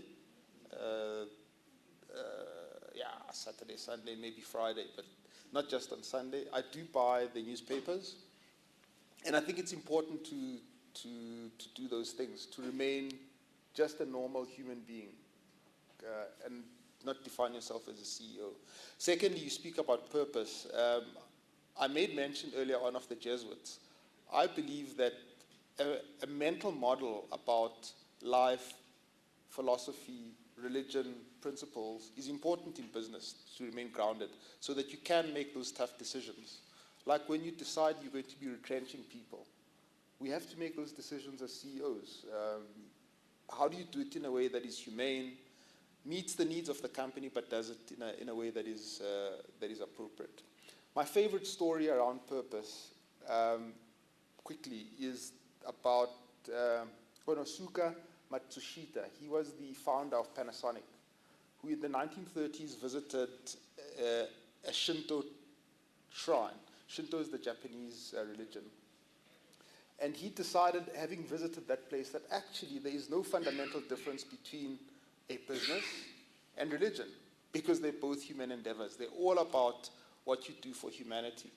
And because I knew you were going to ask me this question, I made sure I was prepared for it. And I want to read to you what he said, what was said. He said, human beings need both material and spiritual prosperity. Religion guides people out of suffering towards happiness and peace of mind. And businesses, too, can contribute by providing physical necessities required for happiness. This should be its primary mission. He went on to say, the mission of a manufacturer, GE, let's say, is to overcome poverty by producing an abundant supply of goods. Even though water can be considered a product, yes, water, no one objects if a passerby drinks from the roadside tap. That is because the supply of water is plentiful and its price is low. Our mission as a manufacturer is to create material abundance by providing goods as plentifully and inexpensively as tap water. This is how we can banish poverty, bring happiness to people's lives, and make the world a better place. Our version at Standard Bank is Africa is our home. We drive her growth. So that's our purpose.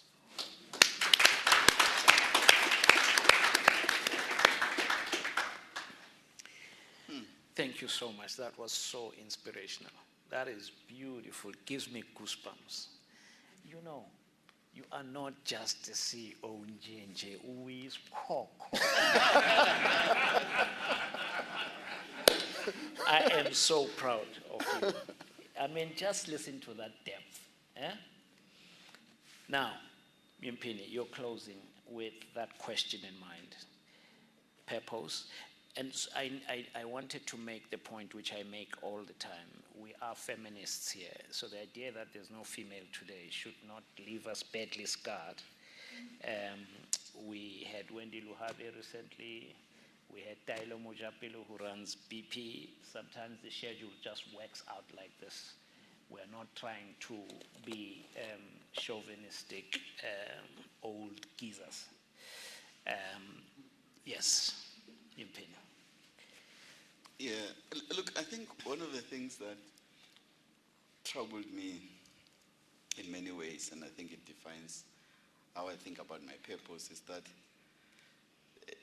you know, many people have just said, oh, Nyimpini, you're doing so well, you are so special, you are like unique, you're like one of the clever blacks, so to speak. And I've been troubled in the sense that I know where I grew up, and I know that there's lots of Nyimpinis where I come up.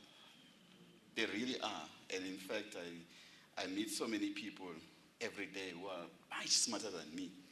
And they just never make it through the system somehow because they lack the guidance and maybe a bit of coaching, because many people in leadership like ours are first generation. So you don't get to sit on a dinner table with an uncle, a grandparent, a parents who have done what you're trying to do.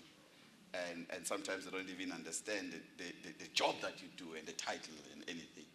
So when I wrote Take Charge and to share my career story and lessons from it, it wasn't from a position of I've done so well and I've been perfect. It was also from a position that there's so many people that I wish can do better than me. And there are so many people who would not get to where I am, and yet they have more potential than I did. And it's like, how do I help them? How do I democratize these lessons? And I jokingly call my book an uncle in your pocket, you know, to just give you that toolkit and the strategy and the tactics. So I think, you know, when you think about purpose, that why do you exist? I really think that I exist to ignite self-confidence in others. Because I think a lot of what holds us back in our growth is the knocks that we get along the way that messes up with our confidence. Is the lack of someone to talk to and confide in and to guide you when you are down. And therefore, how do you actually sit there and believe that you can, or as Standard Bank says, it can be, you know? And for me, you know, I've been fortunate that as I interacted with so many people throughout my career, they always give me constant feedback to say, thank you. You've made us believe, you've made me believe in myself more than I did. You've touched me in a way that you've made me think I can do more than I thought I could, because I happen to see potential in others. And it's not to say that it's in everyone, because I mean, you also have to have authentic conversation when someone is not up to it.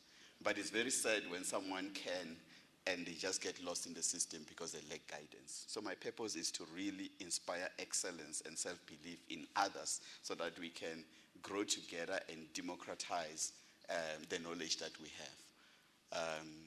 And I just wish more people can reach their potential, because there's abundance of talent, but it gets lost along the way because of that lack of support and guidance and system. So that's really what I care about. I spend a lot of time giving talks in villages, in high schools. Well, I was in Orange Farm a month ago with you at absolutely. And Empower Works 2000. Professor Khadebe was there. I interviewed him, which was a huge privilege. Yes, and tomorrow I'm talking at Wits University in the entrepreneurship work. Risuna told me, Prof, that you were there yesterday at the opening. And I speak a lot to unemployed graduates as well to try and inspire them. So I'm a qualified executive coach as well. So I help executives and non-executives in boards, because I just love, and maybe it's my upbringing being a son of a teacher, I just love unlocking potential in others. And I think that's why I exist.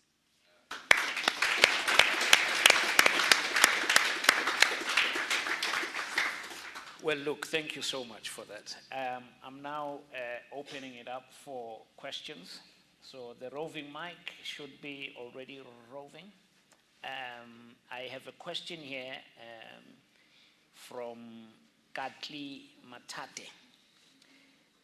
Climbing the corporate ladder demands a lot of resilience, focus, and time for someone.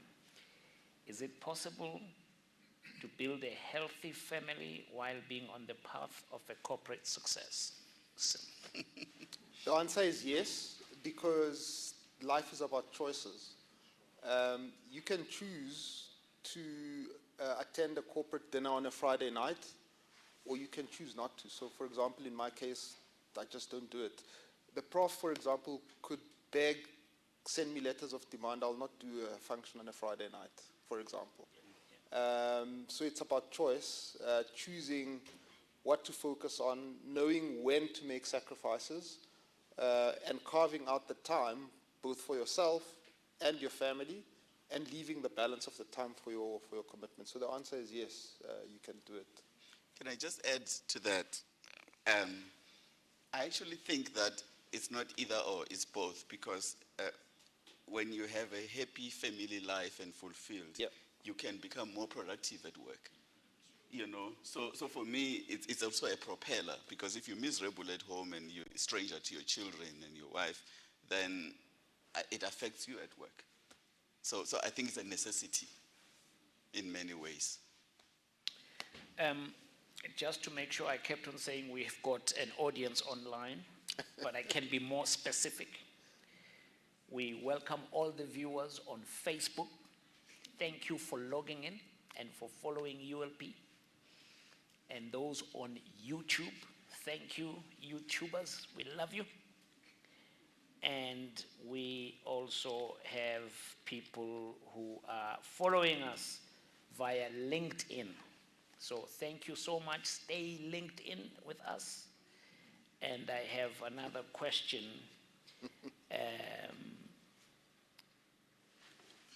I literally stumbled upon this talk as I randomly scrolled on LinkedIn. My curiosity has paid off. Looking forward to the rest of it. Oh. Not even a question. Thank you very much, LinkedIn. And then Given Ntuli, I would like to ask the leaders in the room what their take is on how women can take up space and occupy leadership roles at a larger scale than what we see currently, especially in as far as the imposter syndrome is concerned, of what women have been socialized to believe about themselves, on what they can or cannot do or should and shouldn't do. That's Given Ntuli.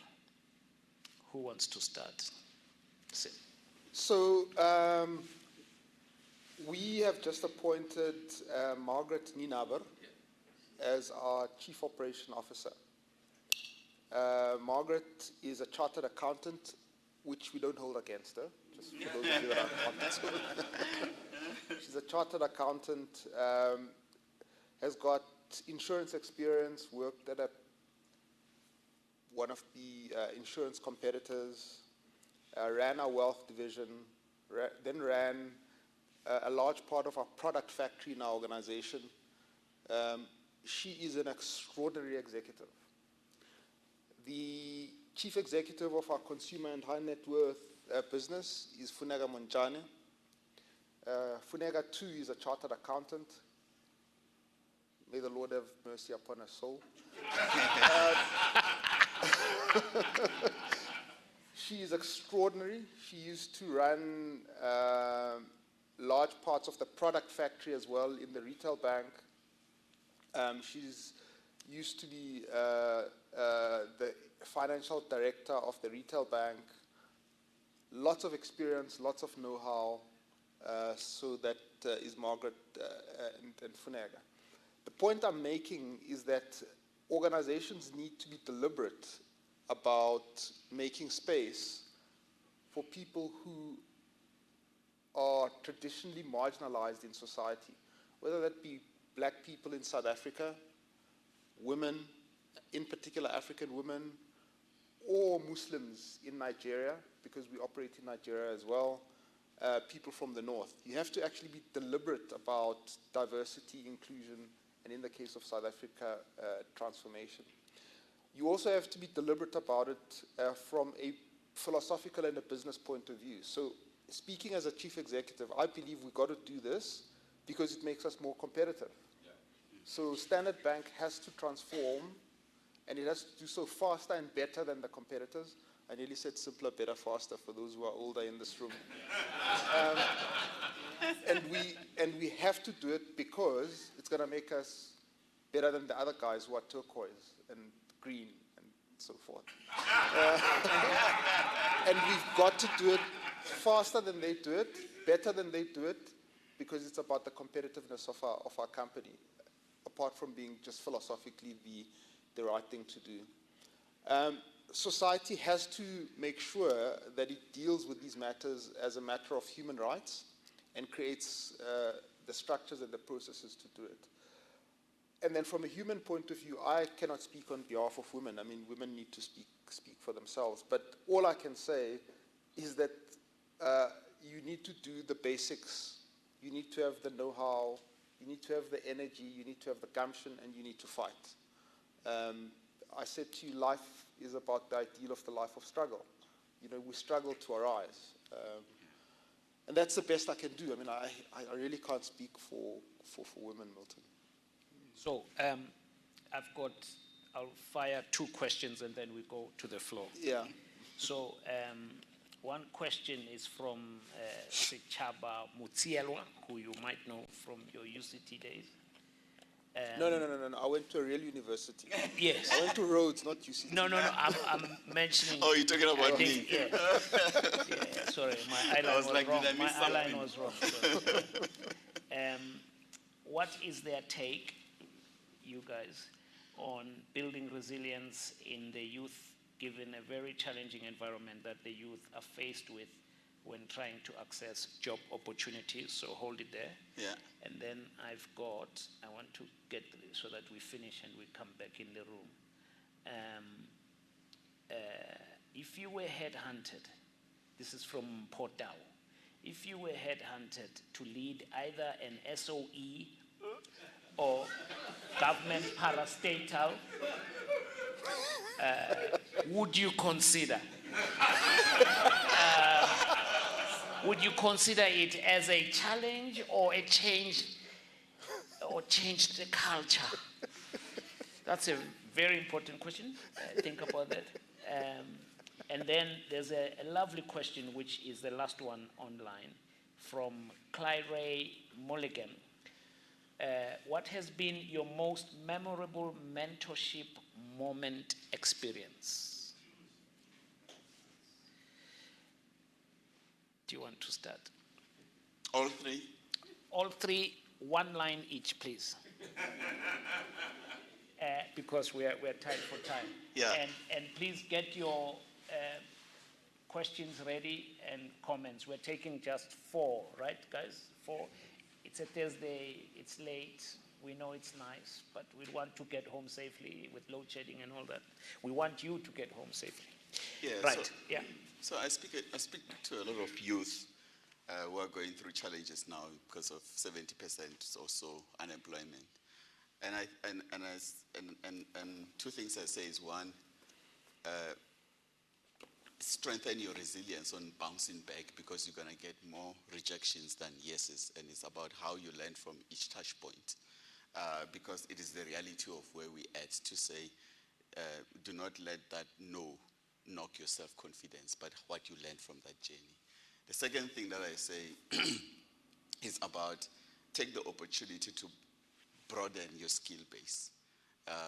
You don't be defined by what you studied, because we've got many engineers today who are CFOs, and we've got scientists who are in marketing, and people are converting to data science and so on. So take the opportunity to be, I think, to be multi-skilled and broaden. And when I say broaden, it's not just in skill, but also in geography. Because what we've seen today, in terms of hybrid way of working, I've got young friends and family who are sitting in Cape Town and selling their services, supplying their services in India, in the US, because they can work remotely. So the boundaries are gone, and therefore think global in terms of what opportunities can be opened, because you can do it remotely. As far as the mentorship experience, I think I remember back in 2013 when I got my first CEO role, and my coach at the time, and it was quite interesting because I had a coach who was sort of helping me in terms of my career and growing to the next step. And along the way, boom, I got appointed into a CEO much faster than I thought would happen, and I now needed to move to Uganda to start this role. And he said to me, well, welcome to the loneliest job in the world, where everybody thinks you've got all of the answers, and they come to you for decisions, for guidance, for directions, approval, and all of that. And if you're not careful, you're going to have so much stress and mental health issues because you don't have someone who's advising you and helping you. So who do you go to when you don't know? Yeah. So I think it's just a reminder to myself that don't obsess about the title. You are human, and we also have our own vulnerabilities. And therefore, I write about this in the book, that sometimes we invest so much time taking care of others, we forget to take care of ourselves. Yeah, so how do you recharge? So for me, that's my cycling. For Sim, maybe it's the cooking, it's the this and that, but you need to de-stress, you need to relax your mind, and it's exercises, whatever. But I think as leaders, do not forget that what you have is you, and therefore take care of yourself. I was actually taken aback by some of the executive assessments, annual executive assessments we've done in my life, and when the medics come in and give the report consistently in different companies, they said that executives that we worked with were obese, smoked a lot, drank a lot, and were not fit. This is quite consistent. And there's an element there about taking care of yourself, your diet, your exercise, your family life, your stress, and so on and so forth. That's very important for us to be resilient and play a long game. So that's one of the best mentorship I had, to say, do not forget, take care of yourself. And the second question was? There were three. So I answered parastatal, would you take the job? No, I've seen too many horror stories. and I wish it wasn't the case. Yeah. I really wish it wasn't the case, because I think for the parastatals are very, very important. I mean, Sim spoke so passionately about the importance of the ports. The ports, the rail, the electricity, a transport system, right? You look at the potholes now. I go on the N3 a lot going into KZN, and the number of trucks on the road transporting goods from Durban to Joburg, it's a nightmare. The system is not coping. And why is that? Because the goods trail is not working, you know? So for me, our infrastructure and the demands on that, we need to fix this. We need the skill, but there's a challenge. Thank you. So.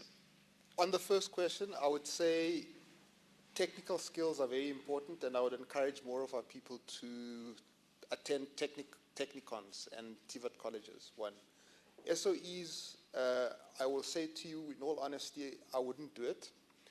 And the reason I wouldn't is because I believe the specific SOEs need skills that are peculiar to those SOEs.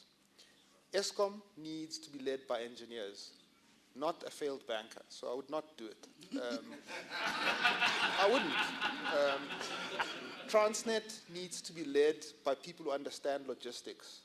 I understand the gentle art of taking deposits and advancing loans, not logistics.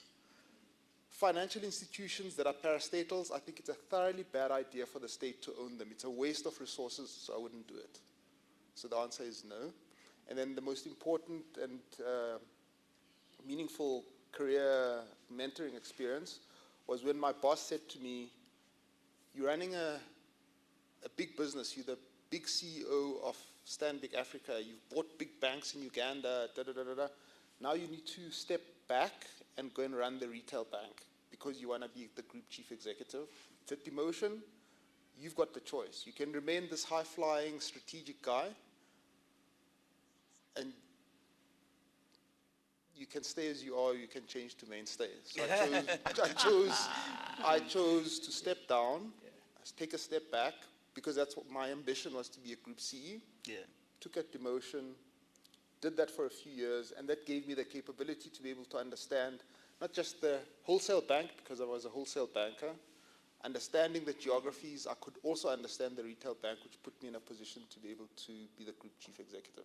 It was a difficult decision to make. I considered saying, and give up the perks and the CEO title to go and become the head of products. But I did it, yeah.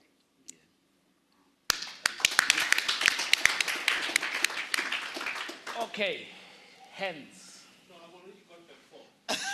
Okay. Jeez. 1, 2, 3, 4. Okay, all right. Thank you. Good evening, everybody, and panelists.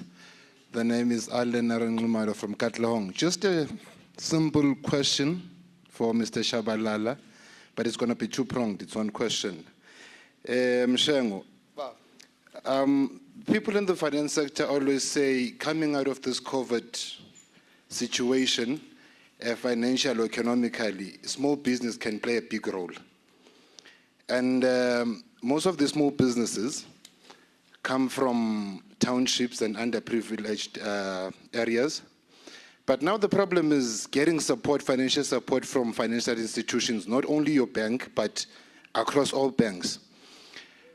In your lifetime, do you think there is a possibility for the creation of a support structure or support packages For these small businesses or aspiring business people who don't have any credit score that can help them access loans or any background in that sector. And if there is, or if it is not feasible, then how would you advise them to position themselves to thrive even in the current situation?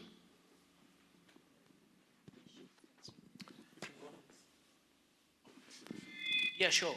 Or should we just take all of them and then we answer? So, yeah. Then, or you won't remember. I'm worried that we're gonna. I'm trying to manage time. Why don't we take two, then you answer, and then we take the last two? Okay. All right, thank you. My name is Joshua Momera. I think the founder of Panasonic went to the same university as me, in Waseda University, if memory serves me right. So my question is mainly about to ask, especially when looking at the fact that all you guys are like very young, and I mean,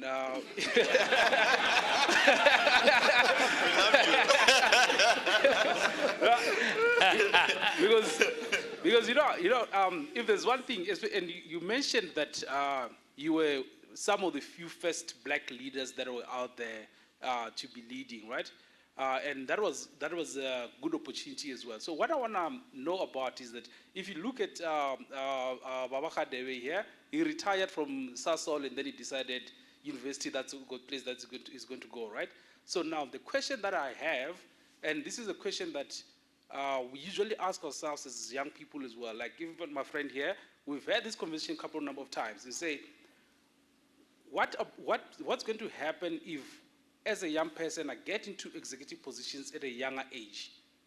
Because the question which comes from there is the question that I want to ask you guys there from maybe you guys, the answer that you can give us can actually even help us to think about some of those things. Because someone like Sim here is heading the largest bank in Africa. So the question is, what's after? Okay, so you are being retired already.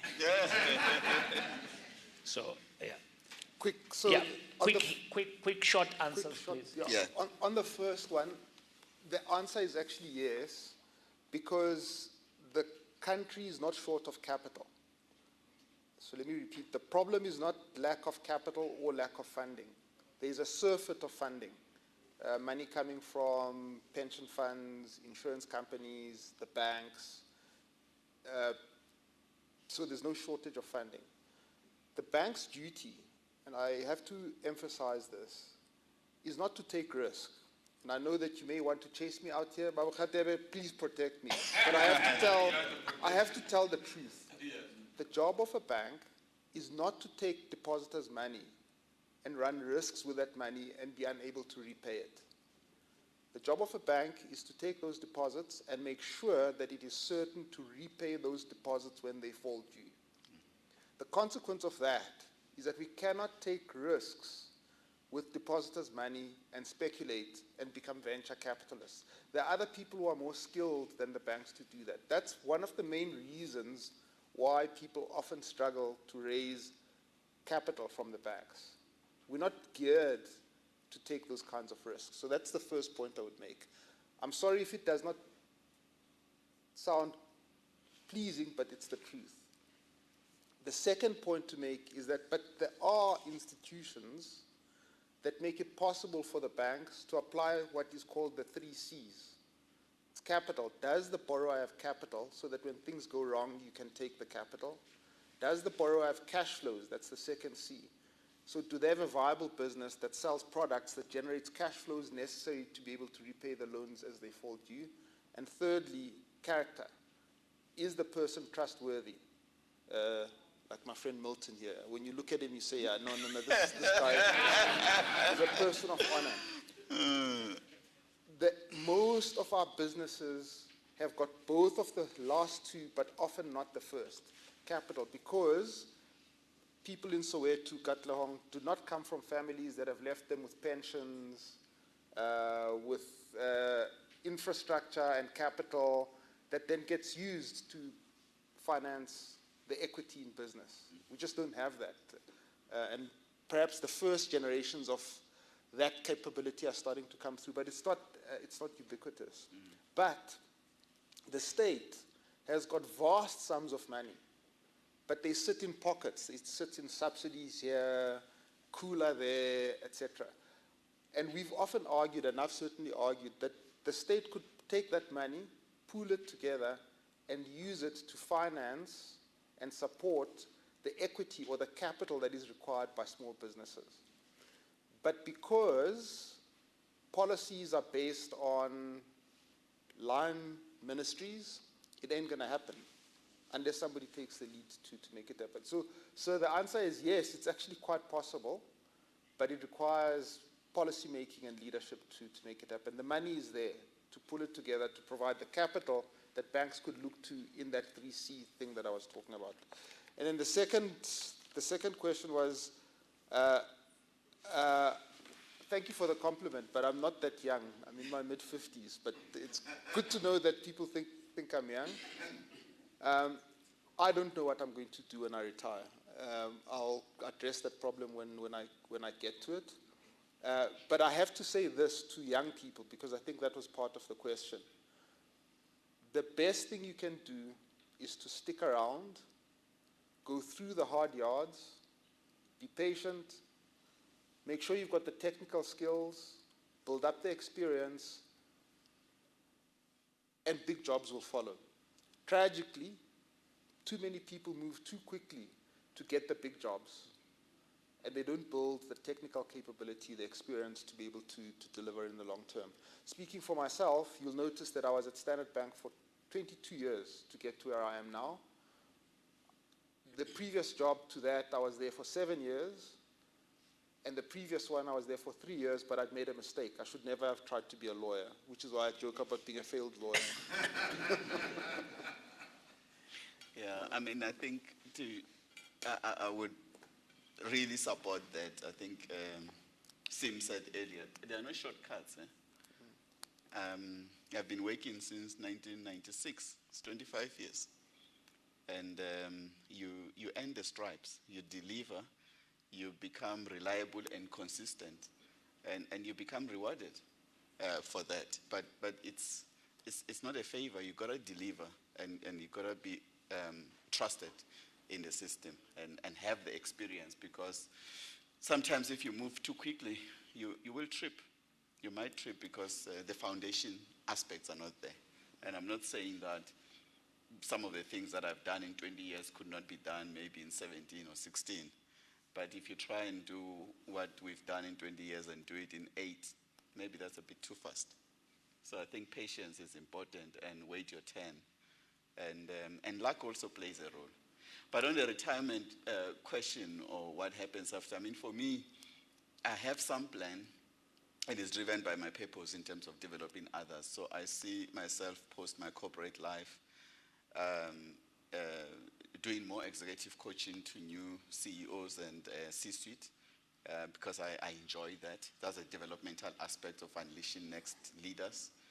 I also see myself, I'm inspired by what Ntate Khadebe is doing here, teaching in business schools. I have done that already in my life, and I enjoy that educational aspect. From time to time, I am a guest lecturer. Ntate Khadebe has not yet invited me, but I do a lot of that. I do a lot of that at Gibbs with the other Morris. So hint. But I enjoy that aspect of sharing. And then the last one is also coaching other executives by sitting in boards. I have started that career. I am a member of 2 boards today. One is a listed board in the real estate investment space. So I was getting a heart attack when Sim was talking about not returning to office. We have a lot of office portfolio in buildings, and I'm experiencing the same thing. At best, in our offices, as a CEO at GE, if we get 25% of the people there, that's a good day. But people don't want to come back to office. And I'm sitting with, I think, about 189 office blocks on the other side as a non-executive director. But I love sitting on boards because it inspires me. I also get to coach the executives and work with them and learn from non-competing businesses. So that's kind of what I see doing when I retire: teach, sit on boards, and coach. Milton, one thing, a plea to people: the people must read. Yeah. Yeah, we must read. Yeah.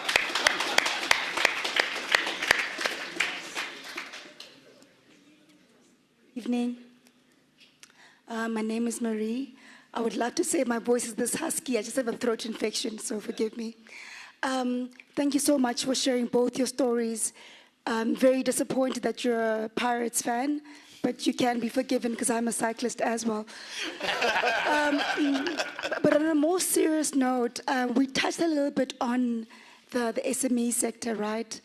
And I'm just curious around, you spoke about the economy moving at about 2.3%, and both of you have led businesses that are well past the centenary period. But what needs to fundamentally shift in the system to enable SMMEs? And I know you spoke about capital, but more systemically, not just for South Africa, but for Africa. I ask that because I work with a lot of aspiring entrepreneurs, and it seems like it's so much easier to register outside South Africa. So what must business, corporates, and government do systemically to enable the SMME sector? I hope it's clear.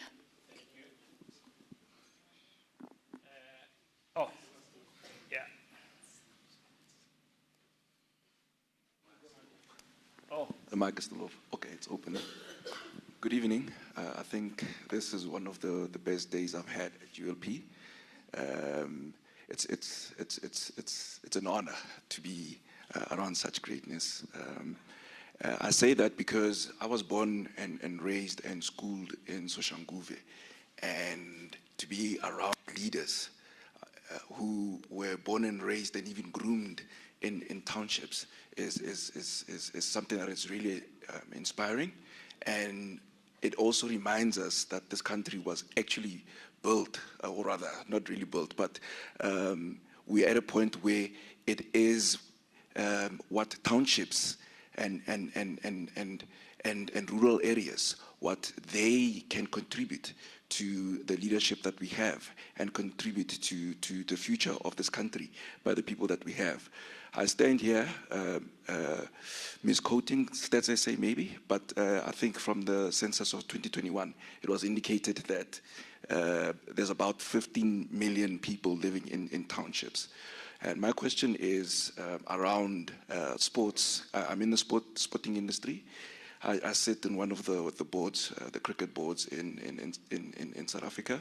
And our challenge, which Standard Bank might also have in terms of its own market share in the townships, our challenge is that sports, we're losing a lot of sporting people in the townships. Our presence in townships.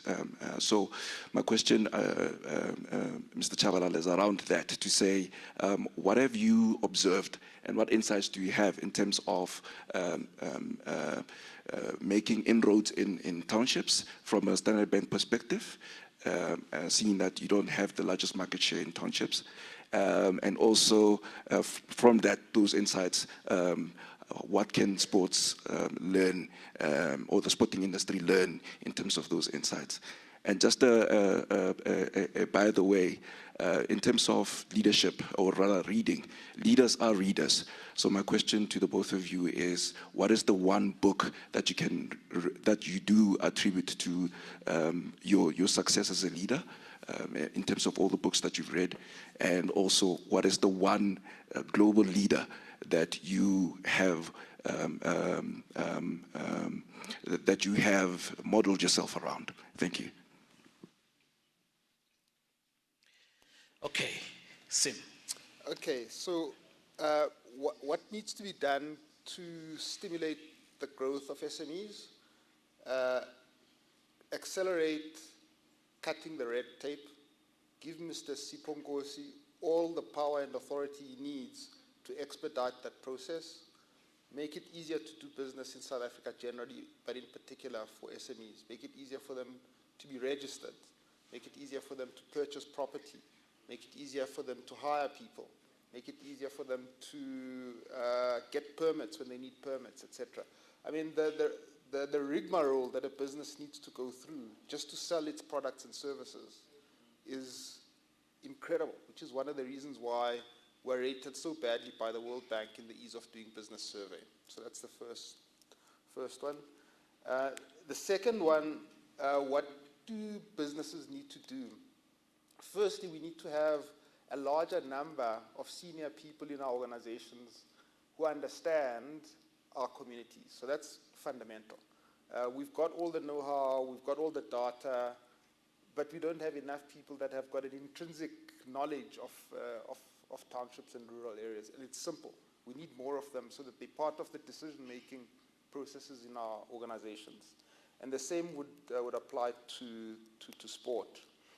The answer to your question was Milton, because he does his research properly. And I was fumbling the name of this book. It's Chris Lowney's Heroic Leadership, Best Practices from a 450-year-old company that changed the world. It's about the Jesuits. It's a fantastic book.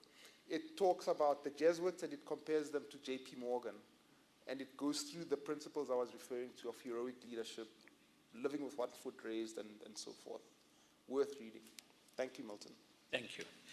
Nyimpini, do you want to? Yeah, look, I think Smes said it all. The thing I will add is we need to also have people who are supporting small businesses who have run businesses or who know what's going on, especially on the public sector side. I mean, we've really, you've got to pass on the wisdom based on experience, not theory.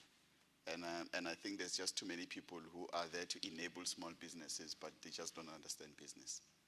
So I think for me, making sure that the support structure and ecosystem is populated by people who know what they are doing, because it's tough running a business, and how do they actually support you? And then the other thing I've seen, and I've spoken a lot to these so-called innovation hubs and incubators, and the venture capitalists and all of that, is too fragmented.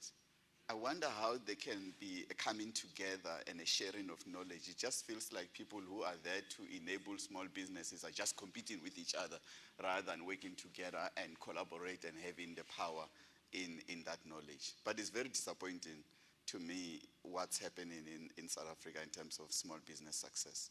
It really, really is. So red tape for sure. Siponkosi needs to do the work and enable, but I think you also need to have the supportive ecosystem so that people know where to go to when things get tough. And you can leverage a lot of technology and have tools available on people's cell phones. They can have virtual mentors and so on to really make it happen. I know the banks are trying to do that as well. They've got the platforms, but I think we need more of that. Yeah, and yeah, I think that was, I think the sports side is answered. Well, listen, thank you very much. I just wanted to leave you with something that just completely blew my mind. Did you know that Nyimpini has 5 Nandoses?